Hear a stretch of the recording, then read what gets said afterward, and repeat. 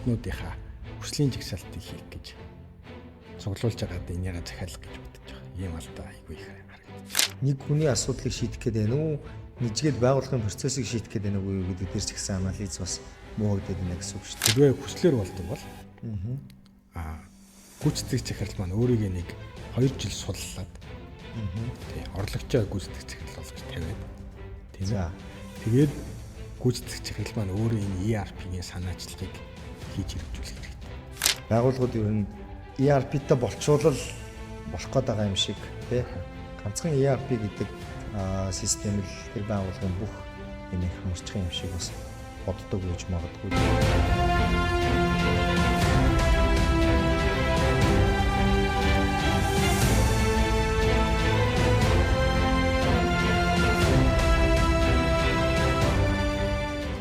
Сайн байцгаана үзэгчдээ. За Savnos podcast-ийн session 2-ын ээлж дугаар маань өнөөдөр ингээд эхэлж байна. За өнөөдрийн зочноор Orchard компани үүсгэн байгуулагч, гүйцэтгэх захирал, за хүмүүсийн мэдхээр SAP амар жаргал гэж мэдхээр амар жаргал ах маань өргөдөө орж байна. За орой минь түргээ танд. Орой минь өрсөнд баярлалаа. За урилгыг маань хүлээж авч подкаст маань орж байгаад баярлалаа. За өнөөдрийн дугаараар бид нэр юу ярих вэ гэхээр Orchard компани болон амар жаргал гэдэг хүн хинбэ гэдэг талаар юусоо ярихгүй, SAP систем юу вэ гэдэг талаар бас ярихгүй тий. Монголын байгууллагуудад за ERP систем гэж юу юм бэ тий. Технологийн салбарт ERP системийн одоо байр суурь ямар байгаа юм, ERP системийн хөгжлүүд ямар байна, ер нь ERP системийн талаар, ERP системийн эргэн тойрны талаар бүх зүйлийг ярих болно. За тэгээд асуултаа юу гэж эхлэх вэ гэхээр за ERP систем гэж юу юм бэ гэж эхэлмээр байна. За яг ERP гэхээр орчуулах юм бол байгууллагын нөөц төлөвлөлтийн систем гэдэг ч байгаа. Энэ дээр бол яг хамгийн сүүлийн үг нөөц төлөвлөлт гэдэг нь бол нэг оцсон ач холбогдол багтай. Байгууллагын нөөц гэдэг үг нь бол өөрөө их чухал үг багт. Өөрөөр хэлбэл бүх байгууллага бизнес хийхдээ ямар нэгэн нөөц ашиглаж байгаа. Олон төрлийн нөөц ашиглаж байгаа. Тэр хоорондын олон нөөцийн уялдаа холбоог хангах зорилготой системийг л ERP гэж хэлж байгаа. Тийм монголчууд ер нь Монголд одоо ERP систем гэдэг дотоодын хөгжүүлдэг ERP системүүд ч байгаа. Олон улсын вендор компани орж ирсэн ERP системүүд ч байгаа тийм. За дийлэнх нь бол ERP гэхээр за борлуулалтын бараа бүртгэлийн бараануудаа бүртгэдэг, агуулгаа бүртгэдэг систем гэж ойлгож байгаа бах. За хүний нөөцийн модултаа гэж байдаг. Ер нь ERP систем өөрөө ямар төрлийн модулуудтай байдаг вэ? Байх ёстой вэ? Заавал байх ёстой модулууд гэж байдаг уу? Яг бизнес явуулна гэдэг маань бусдаас бараа үйлчилгээ, бараа материал түүхийг худалдаж аваад өөрөө боловсруулад бусдад зарж байгаа. Ерөнхий нэг урсгал байгаа шүү дээ, тийм ээ? Тийм. Энэ дээр ERP голлож ажиллаж байгаа. Өөрөөр хэлбэл бараа материал түүхийд урсгал, мэдээллийн урсгал, мөнгөний урсгал гэдэг ийм 3 урсгал хоорондоо уялдаатай явж байгаа. Энэ уялдааг зангидж байгаа зүйлийг ERP гэж хэлж байгаа. Тэгэхээр худалдаа авалтын модуль байх нэ. Тасдаа судалж авах гэж байна. Өөрөө боловсруулах байгаа учраас өөрийнх нь нөгөө ажил үүрэг, чиг үүргээс хамааруулаад санхүү байна. Боловсруулах үйлдэл хийгнэ. Тэр нь үйлдвэр байна уу, эсвэл үйлчилгээ байна уу? Эсвэл бусдаас бараа материал авчирж ирээд агуулга савндаа хадгалаад зарж гин үү гэдгээс хамааруулаад голын хэсэг нэг жоохон өөр байна тий. Тэгээ бусдад зарах гэсэн нэг юм үйлдэл. Тэгэхээр худалдаа авах, санхүү, борлуулалт гэсэн ийм модулууд бол зайлшгүй байх нэ. Тийм байна тий. Нэг ёсондоо input хийгээд процессинг хийгээд output хийж ийнэ гэсэн үг болох гэдэг шүү дээ тий. Голын процессинг хийдэг хэсэг дээр нь бол байгууллагын үйл ажиллагаанаас хамаарат арай өөр модулууд орох нь байна. Тий, өөрийгөө хардна гэсэн үг шүү дээ. Тэгж ийн гэсэн үг тий. ERP систем ер нь байгууллагын яг өдөр тутмын ажилд ямар нөлөө үзүүлдэг вэ? Ер нь бол гадны системүүд, гадны компаниуд бол том жижиг үл хамааран аль болох нэг системтэй байхыг хичээж байгаа. Тэр нь юу вэ гэхээр хүний оролцоо, нэг хүнээс хамаарсан хамаарлыг багасгах, хоёрдугаарт тодорхой цэгцтэйгээр үйл ажиллагаагаа авч явах юм зорилготой.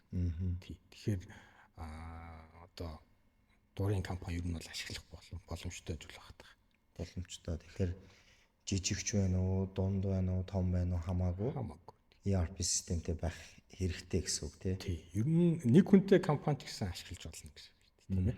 Ягаад тэгэхээр хүний өөрийн одоо бие хүний тий оюун санааны хязгаар гэж бас байгаа. Ажлын 8 цаг гэж бас байгаа. Тий. Тэгэхээр ингээд тухайн бизнесээс хамааруулаад олон ашиглах хэлбэр байна.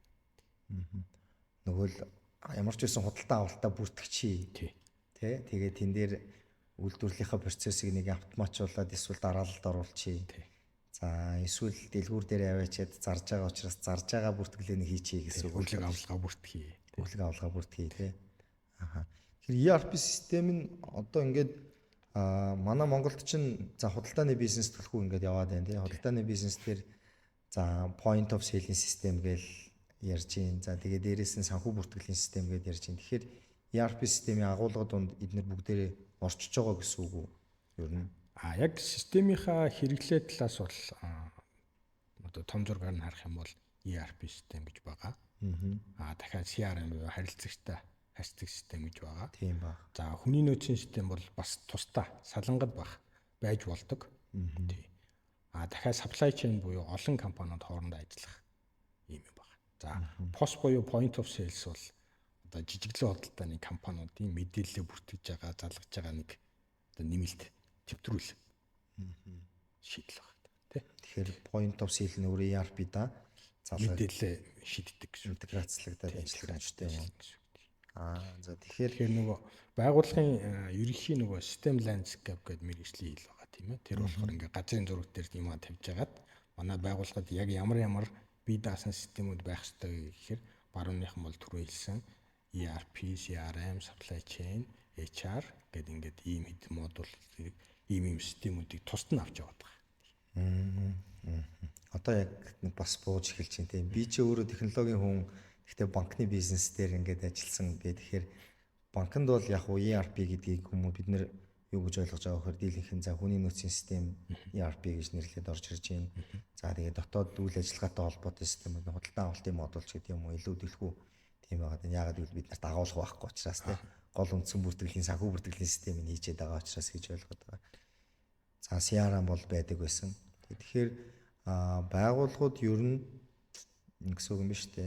Системийнхаа ямар үйл ажиллагаанаас хамаарат таны түрүүний хэлсэн систем landscape гэдэг зүйлийг харж агаад бид нэр яг юутай холбогдох юм бэ? ERP-ийн голд нь байгаад бусад энэ бие даасан системүүдийг бид нэр авах юм уугүй юу гэдгийг шийдэх хэрэгтэй болох нь шүү дээ тийм үү?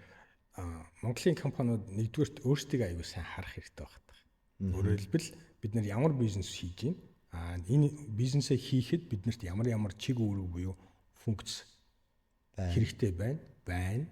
Ашиглаж байна. Энэ функц маань цаашаа яаж явах гэж гэдгийг сайн анзаарах хэрэгтэй. Тэгээд энэ функц гэдэг чиг үүрэг гэдэг дэвсгэрээсээ дахиад дээшлүүлээд ямар системүүд энэ дээр байх юм бэ гэдгээ дахиад зооно гэсэн. Тэгээд зоосныхаа дараа системийнхаа сонголт руу орно. Тэгэхээр нөгөө талаар хэлбэл нөгөө бизнес стратеги илүү төлхөө сайн гаргачаад бизнесээ ойлгочоод тэгээд түүндээ нийцэх одоо бизнес систем архитектийн enterprise architect төвчний архитектийг гаргаж харж агаад дараа нь системийнхаа сонголтуудыг хийнэ гэсэн үг шүү дээ юм уу? Би зүгээр бодоол юм л да. Байгууллагууд ер нь ERP-тэй болчуулал болох гээд байгаа юм шиг тий. Ганцхан ERP гэдэг систем л тэр байгууллагын бүх юмыг хамарчих юм шиг бас боддог байж магадгүй. Тэгэхээр тэгэж бодож байгаа байгууллагууд бол эхлээд саяны энэ систем landscape гэдэг зүйлийг гаргаж ирээд ERP чи юу юутай холбогдох ёстой юм, supply chain management байх юм уу, байхгүй юм уу, point of sale нь байх юм уу, байхгүй юм уу гэдгээ илүү сайн төлхөө харах нь шүү дээ тий. Өөрийгөө таньж мэдэх нь их чухал байна. Тийм байна. Ер нь бол тийх л чухал та. Энэ их гоё дүгнэлт одоо гоё хэсэг болж штэ. Ер нь бол тэгэхгүй ERP л гээл яриад байвал бас болохгүй болчих юм. Тий яг хөө бүр зөвлөх юм бол ERP гэдэг чинь зүгээр машин л гэсэн үг шүү дээ тий. Одоо машин гадуур зөндөө явж байна. Гэхдээ хүн өөрийнхөө хэрэгцээ, санхүүгийн потенциал тий олон хүчин зүйлээс хамааруулаад нэг машин сонгож байгаа шүү дээ. Тий. Стил нэг машин тийм үү? ERP бол бас л яг адилхан зүйл байхгүй. Тэгэхээр өөрийнхөө хэрэгтэй шаардлага, өөрийн санхүү, өөрийн ирээдүгээ харж агаад сонгоно гэсэн. Хаана очих байгаагаас хамаарад машина зөв сонгох хэрэгтэй гэсэн. Тэр бол хаана очих вэ гэдэг нь бас аюул чухал байна. Ягаад гэхээр төсөл хэрэгжих гээд нэг 2-3 жил өнгөрнө. Тийм. Тэгсэн чинь нөгөө буруу газар руу явцсан байвал яах вэ? Буруу зүг рүү явцсан байвал яах вэ? Буруу систем сонгоцсон байвал яах вэ? Ингээд харахаар алсаа сайн харах нь их бас чухал. Өнөөдөр болон ирээдүйн 5-10 жилийн төлөвлөгөө. Тийм байна. Ер нь тийм нэг системийн сонгочлоо гэж бодоход системийн хэрэглэх одоо дундаж бас насжилт байх ёстой шүү дээ, тий. Ер нь стратеги гаргацсныхаа дараа хэр томрох юм, ямар болох юм, ямар цар хүрдэ болох юм гэж харж агаад эхлээ системийг сонгочвол уг нь нэг олон жил хэрэглэх гэдэг тий. Тэгэхгүй нөгөө заах мөнгөндөө болоод ч юм уу нэг жижигхэн систем сонгоод ингэ явсан чинь бизнес айгүй хурдан асар хүчтэй томорчлоо гэж бодоход нөгөө систем нь хүчин чадлаа дийлэхгүй, хандлтаа авч чадахгүй ингээд байвал тусал солих болно гэсэн үг шүү дээ. Тий, доторх функцийн шаардлага авахгүй байна гэсэн үг шүү дээ. Тэгсэн үг тий. Арай жижигчсэн байх ч юм уу, эсвэл чиглэл нь буруу байх ч юм уу. Тийм байна. Гэр бүлийн аялал хийх гэж байгаа, дэлхийг тойрох гэж байгаа хүмүүс бол аяллаа кампер аваад за тэр нь юу гэдгийг төсөвтөн таарсан бензин баг иддэг байх хэвээр, дизель түлш баг иддэг байх хэвээр, хөгжимтэй байх хэвээр, унтахад тухтаа байх хэвээр, галтгоотой байх хэвээр гэдэг шиг л болох юм байна. Өөрөө данхраатай байх хэвээр. Тийм, зүгээр увсараад ирэх гэж байгаа нэг 7 хоногийн аялал хийх гэж байгаа хүмүүс бол түрээслээд аваа юу гэдэг шиг л болох гээд байна шүү дээ, тийм үү. За тэгэхээр байгууллагууд ер нь бол өөрсдийгөө хамгийн түрүүнд маш сайн таньж мэдээд хаана очих гэж байгаагаа маш сайн төлөвлөөд гаргаж ирээд тэрнийхээ дараа системийнхаа судалгаа руу орох нь байна тийм. За тийм байна. Ер нь одоо сонгочлоо. Өөрсдийгөө аягүй гой харцсан. За бид нэр 5 жилийн стратеги төлөвлөгөөгөө гаргачихсан, тэнд очино гэдгээ гаргачихсан, төлөвлөчихсөн. Одоо системийн сонголт руу оръё л да тий. Системийн сонголт руу оръё гэхээр за дотоодын вендоруудыг харьцуулж болж гин, гадны вендоруудыг харьцуулж болж гин. Тэгэхээр энэ дээр ер нь сонголт хийхэд хүмүүсийн гол гаргадаг алдаа тий юуг анхаарах хэрэгтэй байдаг вэ? За урт хугацаана зөв харсан бол сонголт руу орж ирж байна тийм ээ. Тэгэхээр сонголт гэхээр яг ерөнхийдөө бол нэг хоёр хэлбэрийн сонголт байгаа. Тэр нь бэлэн шийдэл, захиалгын шийдэл гэсэн сонголт байгаа. Би бол хувьдаа бэлэн шийдлийг илүү сонгооч гэсэн тийм зөвлөвч өгдөг. Ягаад тэгэхээр ер нь бол бизнес яаж хийх вэ гэдэг процесс талаас эсвэл ингээд нэг компани гэдэг чинь нэг баг хамт олон шүү дээ тийм ээ. Нэг зорилготой. Яг мөнгө олон ч юм ашигтай ажиллах гэдэг зорилготой, бүтээлтэй ажиллах гэдэг зорилготой нэг баг хамт олон. Нөгөө талаас бол энэ систем баг. Тодорхой байдлаар систем хоорондоо уялдаатай ажилтдаг нэгжүүд гэсэн үг. Тэгэхээр энэ альва систем буюу альва компани үйл ажиллагаа дэлхийн хааж юу нь бол адилхан. Тэгэхээр бэлэн шийдэл бол за дотоодынх байна уу гадных байна уу хамаахгүй бэлэн шийдэл гэдэг бол тухайн чиглэлээрээ бэлэн функцүүдтэй алдаа матгийн шалгаад шавхцсан тийм зүйлийг ерөөхдөө бэлэн шийдэл гэж байгаа. Тийм. Тэгэхээр аль болох бэлэн шийдэл рүү орсон дээр гэж би бол хувьдаа боддог. Нөгөөх нь бол захиалгын ERP шүү дээ. Тэрнээр бол тухайн төслийн явцад худалдаа авагч буюу захиалагч маань өөрийнхөө шаардлагыг томьёолж хэлээд гүйцэтгэгч буюу одоо програм хэмжээний компани тэр захиалгын дагуу тухайн системийг нэмж хөгжүүлж байгаа юм асуудал явна. Тийм. Энэ бол ер нь бол Монгол нийлээ хэцүү харагддаг. Тийм. Яагаад тэгэхээр Монгол өөрөө жижиг учраас аль аль талынх нь нөгөө сайн туршлагатай болох магадлал нь айгүй хэцүү. Тийм нөгөө түрүү хэлсэн алдаа мадгийн шавхах гэдэг маань төслийн явцад хийгдэж байгаа ажил учраас төсөл маань өөрөө маш хэцүү, хүнд ядаргаатай, хүнийг залхаасан, урт хугацаатай, тийм бүтлэн багтай тийм юм хөлбөр багтах. Гэхдээ ер нь Монгол дийлэнх нь одоо яг таны саяны сүүлийн хэлсэн захиалгын төрлийн ERP-нууд явж гин үү? Ер нь бэлэн шийдлүүд сонгож байгаа байгууллагууд ер нь хэр олон байдаг вэ? Яг нь Монголын компаниуд бол түр яарсан дийлэнх нь худалдааны компани.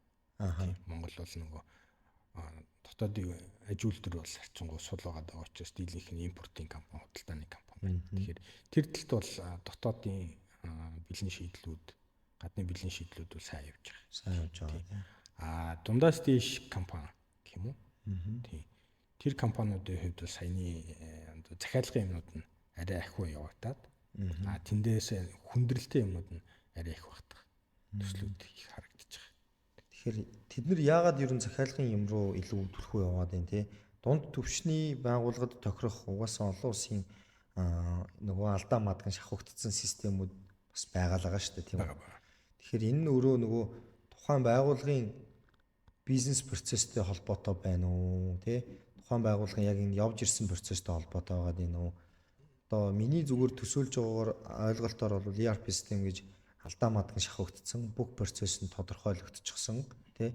За худалдааны чиглэлийн энэ бизнес бол угаасаа л ийм алхмууд үндсэн алхмууд бол байдаг. Эднэрийг агуулчихсан ERP байгаа шүү дээ. Тэгэхээр илүү яагаад тэр захиалга тал руу бас яваад байгаа вэ? Яг худалдааны бус компаниуд бол тиймэрхүү байдал руу явж байгаа.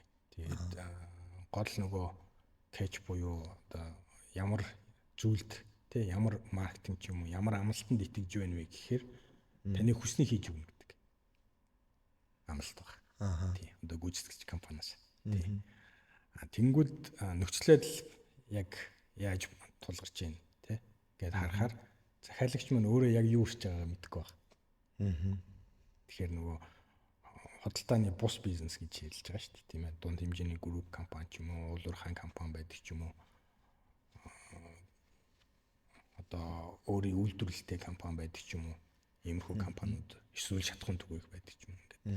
Арай нэг өөр процесстэй компаниуд маань сонголт нь болохоор тийм хэлбэр рүү явчихад байгаа. Тэнгүүд тухайн кейс дээр тухайн одоо компанийг аваад үзэхээр тухайн салбарын нөгөө процесс буюу компаниг бүхэлд нь харах чадвартай хүн тэр процессын мэдлэгтэй хүн захиалагч талд хомс байгаа. Монгол өөрөө жижиг учраас. Тэгээд захиална гэдээ ирэхээр нөгөө ажилтнуудынхаа хүслийн жагсаалтыг хийх гэж цуглуулж байгаад энийгээ захиалга гэж бодож байгаа. Ийм алдаа айгүй их харагдаж байгаа. Тэгэхээр нөгөө ер нь төсөл нэвтрүүлэхэд шинэ систем нэвтрүүлэхэд бизнес шаардлага гэдэг зүйл аягүй чухал яригддаг шүү дээ. Тэгээд бизнес шаардлага өөрөө дутуу гардаг, буруу гардаг, тий вишлист болж саяны хүслийн жагсаалт гэдэг зүйлүүд гарснараа нэг хүний асуудлыг шийдэх гээд байна уу, нэгжгээд байгууллагын процессыг шийдэх гээд байна уу гэдэг дээр ч гэсэн анализ бас муухайд байна гэсэн үг шүү дээ. Тэгэхээр байгууллагууд илүү нөгөө бизнес шаардлага гэдэг зүйлээ гаргах дээр анхаарж агаад илүү тэр шаардлагыг хангасан системийг нэг бол сонгох, тэр шаардлагыг хангасан системийг хийх ёстой л. Тий. Наадах нь нөгөө ижил төстэй компаниудын гадны компаниудын ашиглаж байгаа системээс сайн хуулах хэрэгтэй байна. Тий. Бэлэн шаблон тэнд байгаа гэсэн үг шүү дээ. Тий. Түүнээс биш нөгөө ажил үргээ ингээд 5-10 жилээр гүйцэтгэж явж байгаа ажилтнаасаа чи юу хүсэж байна гэхээр би энэ дэр нэг товчны үйлмэр байна гэдэг юм ярих байхгүй. Тий. Түүнээс биш миний энэ үйлдэл 2 хүнд аваад 3 дахь хүн дээр очихоор ингэж хувирд юм аа. Тийм болохоор би ингэж зэгстэй ажиллах ёстой гэдэг тийм шаардлага бол хэр бараг хүн гаргаж өгч чадахгүй байна. Тийм байна. Тэгэхээр одоо ингэж шаардлага гаргах процесс руу орчих л та тий. За ер нь систем нэвтрүүлэхээ сонгох гээд эхэлж байгаа хоёлоо тэр.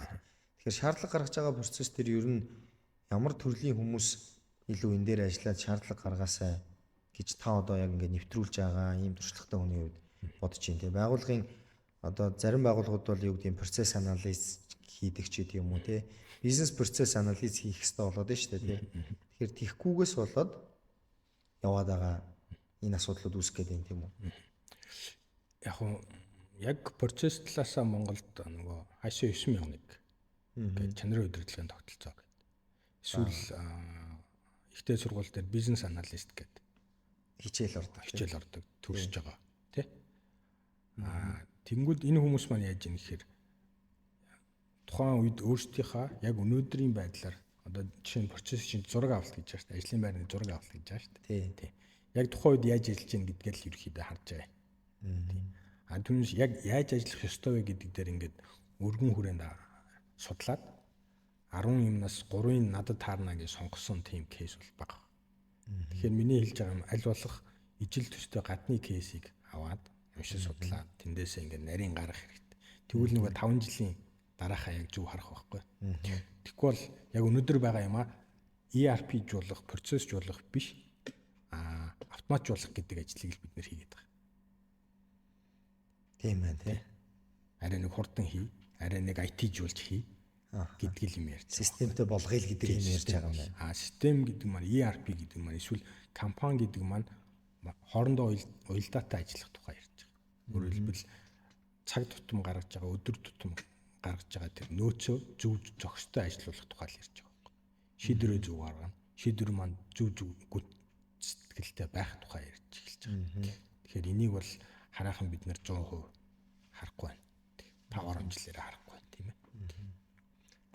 Тийм байна. Тэгэхээр одоо ERP-гүү за ERP та болох гэж байгаа тий эсвэл солих гэж байгаа тийм байгууллагууд бол илүү за ирээдүгээ харсан тий бүх ингээд процессоо сайн анализ хийгээд олон улсын ижил түвшний төрлийн байгууллагууд, ижил чиглэлийн үйл ажиллагааны байгууллагууд илүү сайн судлаад бизнес шаардлага илүү сайн гаргаараа л гэж хэлэх нь байна л дээ. Гэхдээ нэг ийм юм байгаад байх шиг байгаа. Байгууллагын одоо удирдлагууд хаана очих байгаагаа мэддэг. Ер нь тий. Тэгэнгүүтээ хаана очих байгаагаа тэд нар хаана очих байгаагаа мэдээд ERP хэрэгтэй гэдгээл мэдээд хилчдэг. ERP нэвтрүүлгээ хилчдэг. Ямар байх ёстой юм, хаана очих байгаа юм, юуны төлөө зорж байгаа юм гэдэг тэр байгууллагын дунд хугацааны стратеги ер нь доошоогоо буудаггүй юм шиг надад жоохон санагдаад байдаг. Тэ ажилтнууд өөрөө яг хаана очих байгаа юм, манай байгууллага чи ямар үн цэнтэй вүлээ, юу хийх гэж байгаа юм гэдгийг илүү мэдээд тэр нь өөрийнх нь үн цэн, өөрийнх нь тэ үзэл баримталтай нийлцчихвэл тэр байгууллага тэр хоёр тэр ажилтан тэр байгууллагад илүү бас доктортой ажиллах гэдэг байгаа шүү дээ ер нь бол. Тэгэхээр тэр чиглэл ер нь жоохон дутуу байгаа юм шиг надад санагддаг. Хүний нөөц талаасаа юу? Агуу хүний нөөц талаасаа биш одоо нөгөө хаашаа очих байгаа гэдгийг удирдлагууд доошоогоо хэлэх, ойлгуулах тий ингийн тулд ингэж байгаа юм. Энэ нь өөрөө ийм байх ёстой юм шүү. Энийг хараад ингээрээ. 5 жилийн дараа бид нар энд хүрнэ. Тийм учраас чи энд хүрэх зорилгоор ERP систем нэвтрүүлээд судлаараа гэдэг чиглэл ер нь бага очт юм шиг надад санагддаг. Яг зөв. Ер нь бол Монголын компаниуд Монголын ERP төсөл дээр ажиглагдж байгаа зүйл болохоор манай компаниуд ERP-г IT гэж ойлгодог. IT-гийн төсөл гэж ойлгодог. Тийм.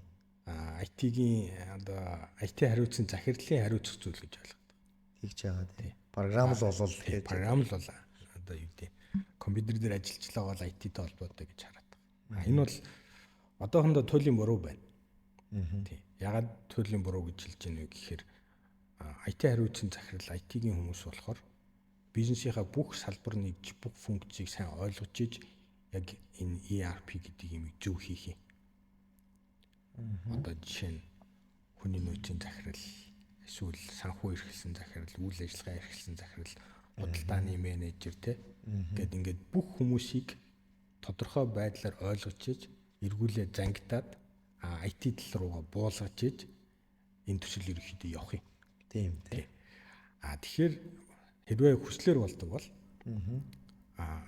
гүйцэтгэх захирал маань өөрийгөө нэг 2 жил суллаад тий орлогчоо гүйцэтгэх захирал болгож тавиад тийм ээ.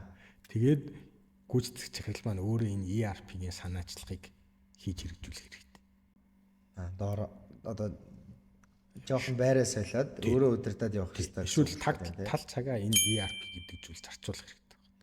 Ягаад тэгэхээр компанид 100% харах боломжтой позиц бол зөвхөн зөв гүйцэтгэх захирал байхгүй. ERP бол компани 100% харах тухай. Бүх үүрэг функцээр нь харах тухай. За яг түрүүн хүний нөөцийг бол жоохон салангад тавьчлаа. Тэр бол яг хүний нөөцийн систем бол ерөнхийдөө ERP-гаас гадуур байж болдог зүйл. Тийм. Хуулийн дагуу хүний нөөцийн процесс явж гин үү, цалингаа зөв тавьж гин үү гэдэг л зүйл болохоос биш. Яг өдөр тутмын процесс бол биш байхгүй. Тийм. Өдөр тутмын процесс нөгөө түрүүний ярьсан 3 юмны урсгал ERP. Энэ бол бизнесээ яаж явуулах вэ гэдэг стратеги зүйл байна. Тийм байна тий. Тэгэхээр нөгөө ERP систем өөрөө нэвтрүүлэх гэж байгаа байгууллага бол удирдлагын манлайл гэдэг зүйл айгүй чухал хамгийн чухал зүйл бол удирдлагын манлайл гэж яриад байдаг.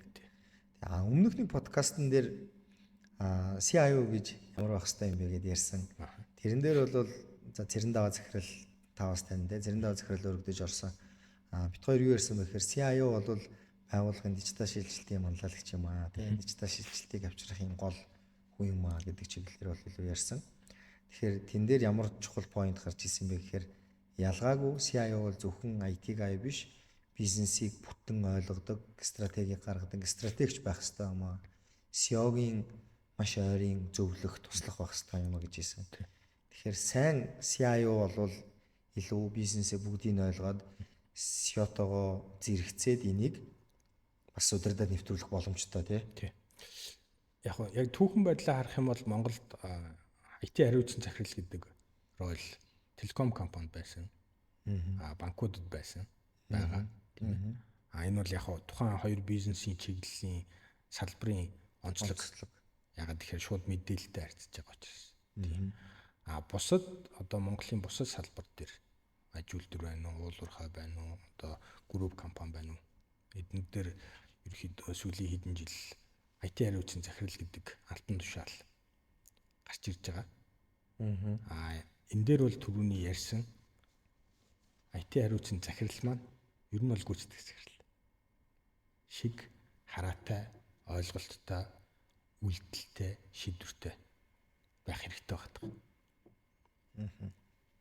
Тэгэхгүй болохоор ямар нэгэн зүйл дутуу үлдээд төслөө эсвэл системийнхаа сонголтыг буруу хийж тий төслөө дутуу хийж төслөө хийгээд дуусаад эргээд харахад дахиад нэг юм хийх ёстой болсон байдаг тийм ээ. Энэ ч юм бол яг бизнес юм чинь эргээд эргүүлээд хөрөнгө оруулалтын асуудал яригдана, хөрөнгө оруулалтын өөжийн асуудал яригдана. Бидний нэг бас дутуу хардаг зүйл болохоор зарцуулж байгаа мөнгөө бодоод байдаг. Хөрөнгө оруулалтаа бодоод байдаг. Бүтээмжийн өсөлтөө ерөөсөө хэмжиж ярихгүй байна. Тэгэхээр нөгөө 5 цаас хөрөнгө оруулаад 2 жилийн дараа, 3 жилийн дараа бүтээмж маань 10% өссөн байвал яах вэ гэдэг асуултанд сайн хариулах хэрэгтэй. Тийм байна. Одоогор бол зүгээр маш энгийн автоматжуулалтын төслүүд явж байна. Маш энгийн интеграц буюу хоорондын уялдаа холбоотой ажиллах гэдэг төслүүд явж байгаа. Яг би нөгөө компани талаас бол 200-аас дээш хүнтэй ч юм уу 500-аас дээш хүнтэй компаниудын төслийг ярьж байгаа шүү дээ. Тийм. За тэгэхээр ер нь бол CIO-гийн үүрэг бас энэ дээр маш чухал байна. Технологийн багийн үүрэг бас маш чухал байна тий. Тэгэхээр нөгөө түрүү ярьсан телеком болон банкны салбараас энгийн аж ахуйн нэгжийн үүрэг роль дотор IT хариуцсан захирал гэдэг үүрэг роль гарч ирж байгаа. За хийсвэрлэх юм бол топ 100 компани дээр гарч ирж байна гэдээ ойлгож байна. Тэн дээр бол яг хөө миний хэлж байгаа нь бизнесийнхаа бүх үүрэг функцийг ойлгох IT ашигласнараа компанийн хөгжил 5-10 жилээрээ яаж хөгжих вэ гэдгийг харах чадвартай хүн IT хариуцмаар байгаа. Түүнээс биш IT мэрэгжилтэй хүн бол биш. За яг байж болно. Тий. IT-гийнхний асуудлыг ойлгоод төсвөө батлуулаад бизнесийн асуудлыг ойлгоод бизнесийнхаа асуудлыг ойлгоод IT-гийнхаа асуудлыг ойлгоод төсвөө батлуулаад тугаа бариад манлайлаад явах хүн хэрэгтэй. За манай IT гайуд ирээдүйн CIO нар тий энэ дээр бас аягүй сайн фокуслаад анхаарал авчих хэрэгтэй байх гэж бодож байна. Маш чухал point яригдчих байх шиг яригдж байна. Ер нь бол хүмүүс чинь угаасаа л IT-гийнхнийг одоо тэгдэггүй л гэж ярьдаг шүү дээ тий. Илүү ингээл хэвийн ажиллагааг хариуцдаг гэдэг бол одоогийн IT хариуцсан захирлууд бол бизнесээ маш сайн ойлгох. За тэгээд ингээд бизнесээ асуудлуудыг нь IT-тайгаа нийлүүлээд ингээд шийдэх ийм үр өгүүлэлттэй байгаа. Тэгэхээр нөгөө үүрэг хариуцлага мэдлэгийн шаардах хүрээнд том болж байна гэсэн. Одоо утсан дээр одоо эцсийн хэрэглэгч маань тий худалдаа авагч маань апыг ашиглах юм бол тэр апыг үнэлж дүүнэх чадвартай байх хэрэгтэй болж байна. Агуулгах дээр нэг тоолго явах хэрэгтэй бол агуулгын тоолго яаж үүдээ ойлгох чадвартай. Тэрний бүтээмжийг сайжруулах талаар өөр ингэсэн бодолтой байх хэрэгтэй тий. Гэх мэтлээ ингээд маш олон үүрэг чиглэл орж ирж байгаа учраас энэ дээр өөрсдөө сайн бэлдэх хэрэгтэй. Тийм байна. Тийм байна. За одоо тэгвэл буцаад ERP руу оръё тий. Шууд IT руу шууд CIO ямар байх вэ гэдэг хичээл заах гэж Яг байна тий. IT хариуцсан захирлын хувьд бол ERP гэдэг бол бас Маш чухал прожектын нэг. тий. Одоо сайн хийжүүл бусад юм дээр санаа зовхгүйгээр урагшаа алхах боломжтой болж байгаа байхгүй. За түрүү нөгөө хоёулаа шаардлага гаргаа гэдэг жисэн. За яг хоо шаардлага гаргахаас улбалаа саяны ярианууд өрнөд явчлаа. За шаардлага ер нь гаргачлаа тий. Шаардлага гаргаад харьцангуй бизнесээ ойлгоод дараагийн 5 жилд хаана очих вэ гэдгээ төлөвлөжлөө. За тэрийг илүү бага дунд хугацаагаар нь төлөвлөд гаргаад ирлээ. ERP хэрэгтэй юм байна. Эсвэл солихоор юм байна гэдэг шийдвэрээ гаргачлаа. За тэрнийхээ хүрээнд шаардлагуудаа тодорхойлоод нарийн сайн гаргачлаа. Одоо нөгөө сонголтын шатн дээр очиж байгаа тий. Сонголтын дээр чинь одоо ERP миний зүгээр төсөөлж ойлгож байгаагаар бол за нэг юм cloud ERP-нууд тэгээд шийдлийн хувьд cloud ERP-нууд байх шиг байна. За тэгэл on-premise байгууллага өөрийн дэд бүтцээр суурилж ажиллаж байгаа ERP-нууд байх шиг байна тий. Тэгэхээр ер нь байгууллага өөрийнхөө хэмжээнээс хамаарат гэдэг юм уу цар хүрээ том жижигээс хамаарат энэ сонголтуудын аль нэгийг хийх ёстой болох байх. За тэгээд түрүүний хэлсэн нөгөө вендорийн яг нөгөө бэлэн алдаа мадаггүй систем байх юм уу эсвэл өөрөө захиалах юм уу гэдэг дээр баг шиг байна. Тэгэхээр энэ дээр ер нь энэ шийдвэр гаргалтын дээр одоо яг ямар зүйлүүд дээр илүү анхаарах хэрэгтэй юм тий. Яг өөртөө нийцсэн зөв ERP-г хэрхэн сонгох хэрэгтэй вэ? Сонголтын үед бол аль болох бэлэн гэж хэлсэн тийм ээ. Тэгээд аль болох ижил төстэй компаниудынхаа ашиглаж байгаа системгөө тэмүүлэх хэрэгтэй. Тийм. Дахиад эргүүлээд өөригөө сайн харах хэрэгтэй компани. Тийм. Өөрөөр хэлбэл шийдвэр гаргачихлаа. Тэр бол дарга нарын ажил.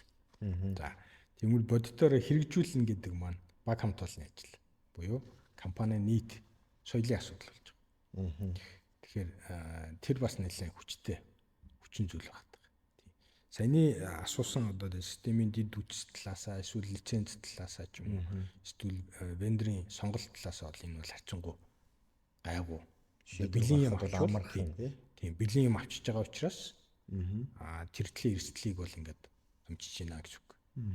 Одоо бодит эрсдэл нь бол компани өөрөө энийг хийж хэрэгжүүл шингээж чадах хэсэг асуудал. Хэрхэн нэвтрүүлэх вэ гэдэг энэ асуудал тийм. Тэгэхээр манлайлал хэрэгтэй. Эргүүлээд өөрчлөгдөх чадвар аягүй хэрэгтэй. Яг зөв тийм. Энэ бол компани тухай яригдж байгаа асуудал, компанийн соёлын тухай асуудал яригдж байна. Эргүүлээд хувь хүн өөрчлөгдөх хэрэгтэй. Энийг бол компани манлайлал хийдэг, лидершип тийм. Энэ хүмүүс л ерөөхдөө тугаа барьж явж байгаа учраас хүмүүсээ яаж хөдлөх үү? Сайн ойлгох хэрэгтэй. Бүр хүнд тохиолдол бол хүмүүсийг явуулах хэрэгтэй. Тийм ээ. Тэгжээж компани өөрчлөгдөх байхгүй. Компанийн соёлыг өөрчлөн гэдэг бол хэцүү асуудал шүү дээ. Соёл гэдэг бол ингээд 5 10 20 жилээр тогтцсон зүйл байгаа зүйл. Тэгэхээр энийг гадны хүчин зүйлээр эсвэл зөв зэмсэг ашиглаад зөв агуулга тавьжиж хэрэгжүүл. Зөв аргаар тийм. Энэ бүх төлөө сайн харж явах хэрэгтэй. Түүнээс зүгээр найдаж орхиж болохгүй. Тэгэхээр ERP нэвтрүүлнэ гэдэг чинь өөрөө ерөөсөө дижитал шилжилтийг тодорхой хэмжээнд хийх гэж байна. Тэрний суурийг тавьж байна гэсэн үг шүү дээ. Тэгэхээр дижитал шилжилтийг хийхэд энэ байгууллагын соёл гэдэг зүйл чинь бас маш чухал байгаад байдаг. Change буюу одоо өөрчлөгдөх тэр майндсет нь айгүй чухал байгаад байдаг тийм. Тэр майндсет, тэр технологийн ойлголт ерөөсөө дээрээсээ ахуулаад доошоогоо бүх төвшний ажилтнуудад энийг хүлээн зөвшөөрсөн өөрчлөгдөе гэсэн сэтгэлгээтэй технологиг ойлгоё гэсэн сэтгэлгээтэй байх хэрэгтэй байдаг. Эсвэргээрээ нэг юм нэвтрүүлэх гэсэн чинь доор байгаа ажилтнууд наадах чи энийг ингэж хийдэг байсан шүү дээ. Наад систем чи өстө нэрэ алдаатай байна, буруу байна. Манай дээр ингэж байдгүй байсан гэд тэгвэл чинь тэгэл бас нэг гол асуудал болж эхэлэх юм шүү дээ. Тэр бол олон газар явж байгаа яриа. Тэгэхээр хүн угаасаа натураасаа байгалаасаа өөрчлөлтөнд дургу. Тэгэхээр энэ бол бодит байдал учраас яг өөрчлөлтийг яаж хийж хэрэгжүүлэх вэ гэдэг механизмуудаа сайн бодох хэрэгтэй. Тэгэхээр нөгөө хүний нөөцийн ч юм уу, удирдлагын ч юм уу, эсвэл манлайллын олон арга хэрэгслийг хүнд хэрэгжүүл. Тэгээд энэ төслийн багаас аягүй сайн тавих хэрэгтэй байна. Ягаад тэгэхээр ялангуяа гадны бизнес системдэр бол маш их шинэ мэдлэг орж ирж байгаа. Тэгэхээр тэр шинэ мэдлэгийг суралцаад богино хугацаанд суралцаад өөртөө шингээж аваад өөрийгөө өөрчлөөд эргүүлээд бус хүмүүсээ өөрчлөх ийм баг хамгаалалтай төслийн багийг бүрдүүлэх хэрэгтэй байна. Тэгэхээр чи ингээд ERP нэвтрүүлнэ гэдэг зөвхөн CIO-гийн IT-ийн багийн ажил уучлаараа биш. Энэ өөрөө байгууллагын соёлыг ч өөрчилж мэднэ, байгууллагын бүтэц, тогтолцоо, зохион байгуулалтыг ч өөрчилж мэднэ. Ер нь өөрчлөн тий мэдэх биш өөрчилж таарах гэдэг юм.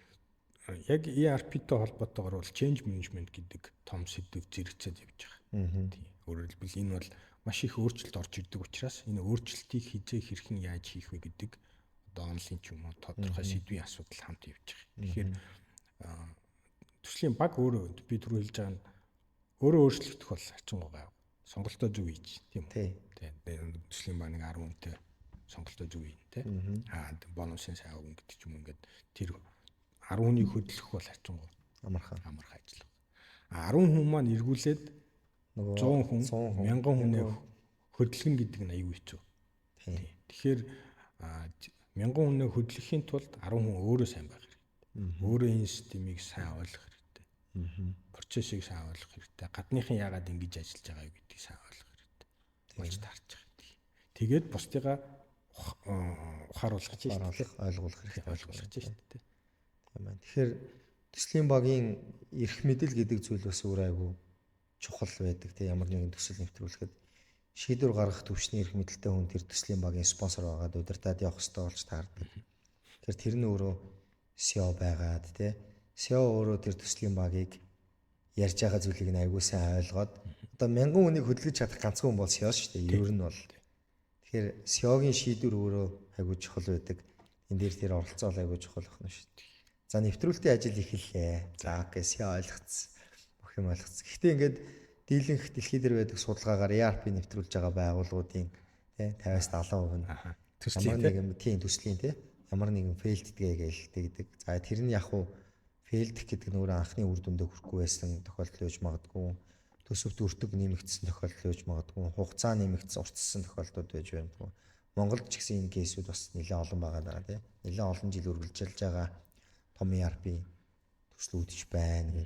Тэгэхээр ер нь энэ одоо фейлдэх шалтгаанууд тийм ер нь энд ямар хүчин зүйлүүд илүү төлхөө нөлөөлөд энэ саяны хоёулын ярьсан энэ манлайлал энэ ченжүүд бас мэдээж нөлөөлж байгаа тийм энээс гадна ер нь өөр зүйлүүд юу байх вэ? Юу байдаг вэ? За хоёр кейс ерөнхийдөө ярьж байгаа тийм ээ. Захиалгын болон бэлэн шийдэл гэж ярьж байгаа. Захиалгын юм дээр бол Монголын суурь асуудал байна. Тэр нь юу вэ гэхээр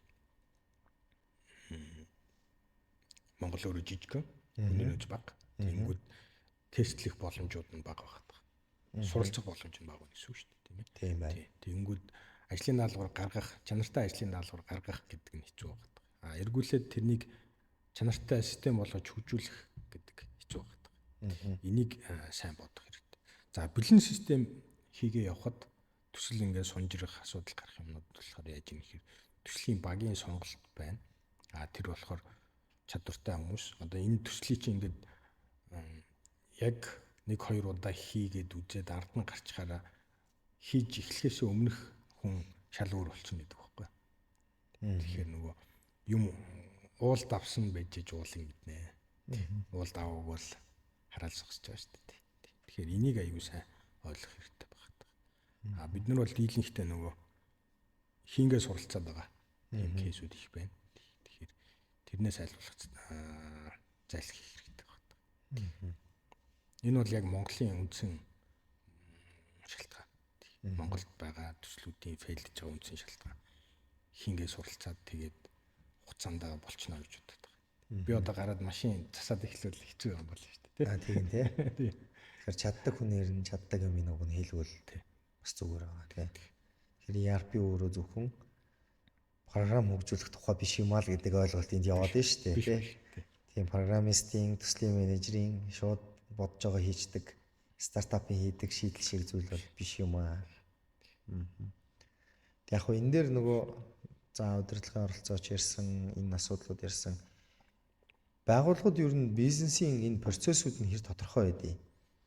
Энэ процесс тодорхой босоос болоод ч гэдэг юм уу те нэг юм зүгээр одоо өөрсдийнх нэг арга барилаар хийгээ сурцсан цаасан дээр тогтсон процесс байхгүй дүрм журмууд нь харьцангуй бага за дүрм журамтай байлаа гэд тэрийг огт шинчилдэггүй те бодлогын баримт бичгүүд нь газар дээр хөрсөн дээрээ бууж байгаа зүйлтэй зөрүү болцсон те процесс шинжилгээнүүд ер нь хэр хийгдэж энэ бас хэр нөлөөлж байна.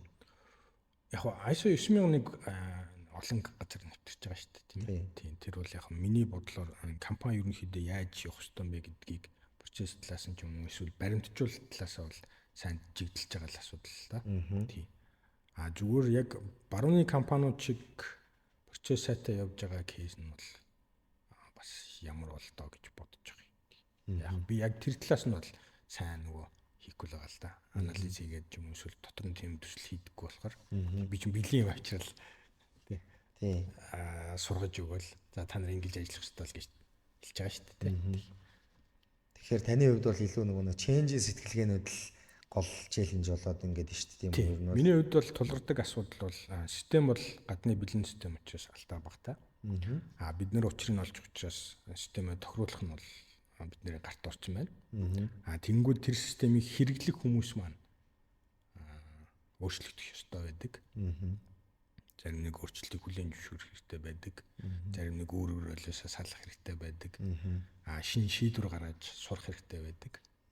Тэрнийг ингээд сургах нь миний хувьд бол яг гол асуудал байна. Тийм байна. За одоо ERP системээ сонгоцсон, төслөө эхлүүлсэн. За нөгөө хуучин байгаа системээсээ салгаж байгаа шүү дээ. За шинүүд нь бол яг уу Excel-ийнхаа мэдээллүүдийг ч юм уу те ингээд гол төлхөл Excel хэрэглэж байгаа. Excel-ийнхаа датануудыг импорт хийгээд оруулах бах. Хуучин системийг интеграц хийгээд data migration хийдэг ажлууд явагддаг тий. Тэгэхээр энэ дээр нөгөө хөгжлийн чанар гэдэг ойлголт манай яг энэ байгууллагуудад байгаа тий. Датаны бүтэц юу байх ёстой, ямар байх ёстой гэдэг энэ асуудал ер нь хэр зөвхөгддөг вэ? Бэлэн систем хийж байгаа дээр бол өнгөрсөн түүхэн мэдээллийн хувьд бол бид нэр яг түүхэн транзакшн мэдээллийг бол хэр бараг авч явдаггүй. Тийм. Хуучин систем дотор нь үлдээчээд та нар харах үедээ харж хараа гэд үлдээчихэж байгаа. Тийм. Ягаад гэхээр нөгөө шинэ систем дотор өгдлийн бүтцэн нэлээ өөр байгаа. Илүү өргөн хүрээтэй, илүү уялдаатай байгаа. Тэгэнгүүт хуучин системээс түүхэн мэдээлэл нь авъя гэхээр тэр мэдээлэл баггүй байгаа. Тэгэхээр шинэ систем рүү тэр түүхэн мэдээллийг хөрвүүлэх боломж нь физикли тэгээ бодитоор байдаггүй гэдээ ойлгож байна. За шинэ систем хэрэглээд явж байхад тодорхой хугацааны дараа өгөгдлийн чанар гэдэг асуудал гарч ирж байгаа. Тийм. Тэгэхээр нөгөө анх төсөл хийх явцад бид нар шинэ өгөгдөл үүсгээд шинэ мастер дата үүсгээд эсвэл vendor дата энэ төр үүсгээд ингээд хэрэглээ явж байна тийм үү? Тийм. Хэрэглээд явхад шинээр дата үүсгэж байгаа. Тэгж байгаа. Тэнгүүд тэр датаг шинээр үүсгэхдээ зөв чанартай дата үүсгэж гинүү гэдэг нь асуудал болж эхэлж байгаа гэсэн үг. Тийм. Тэр бол яг нэг 3-5 жилийн дараа анзаарэгддэг. Тэгэхээр нөгөө мастер дата менежмент гэдэг ойлголт бас чухал. Тэгээд зарим том компаниудын хувьд бол тэр бол тодорхой нэгж байдаг. Тийм. Ягаад тэгэхээр системийн нөгөө эрүүл ахуйг тодорхойлж байгаа бас нэг чухал албан шүү дээ. Тийм байна.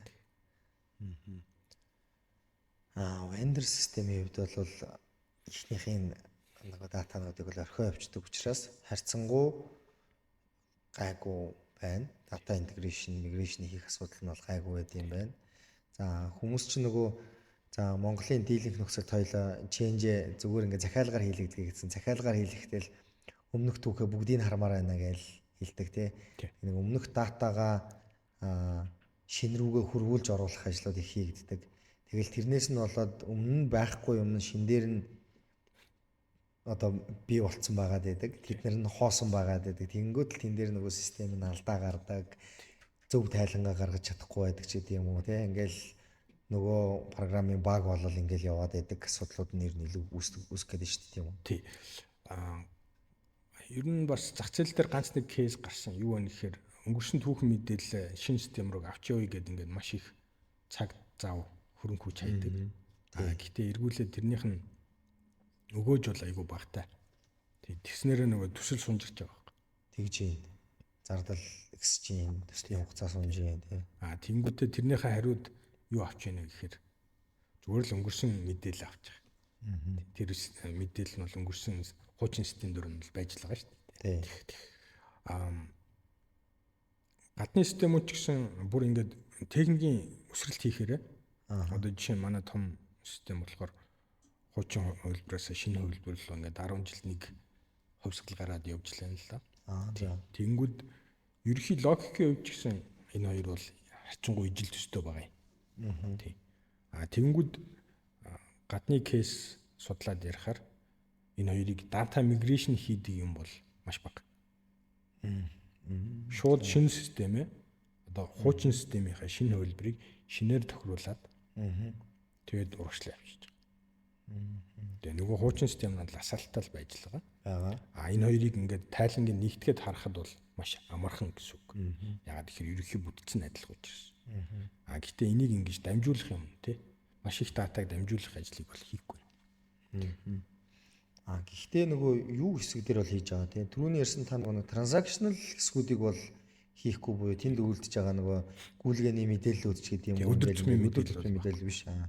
Үндсэндээ нөгөө барааны агуулгын үлдэгдэл гэдэг нэг юм датануудыг бол мастер дата гэж хэлээд байх шиг байна тийм үү? Тэднийг мастер дата болон эхлэлийн мэдээллүүд байгаа шүү дээ. Тийм байна. Барааны үлдэгдэл, тансны үлдэгдэл энэ төр бол зоон. Тэгэхээр ер нь байгууллагч өөрөө нэг юм хугацаа зоогоод за энээс хойших нь энэ дээр явна гэд, энээс өмнөх нь энэ дээр явна гэд тэгээд тэндээсээ эхлэх нь зөв байх гэдэг юм тийм үү? Тий. Технологиг бол тийж л явж лээ.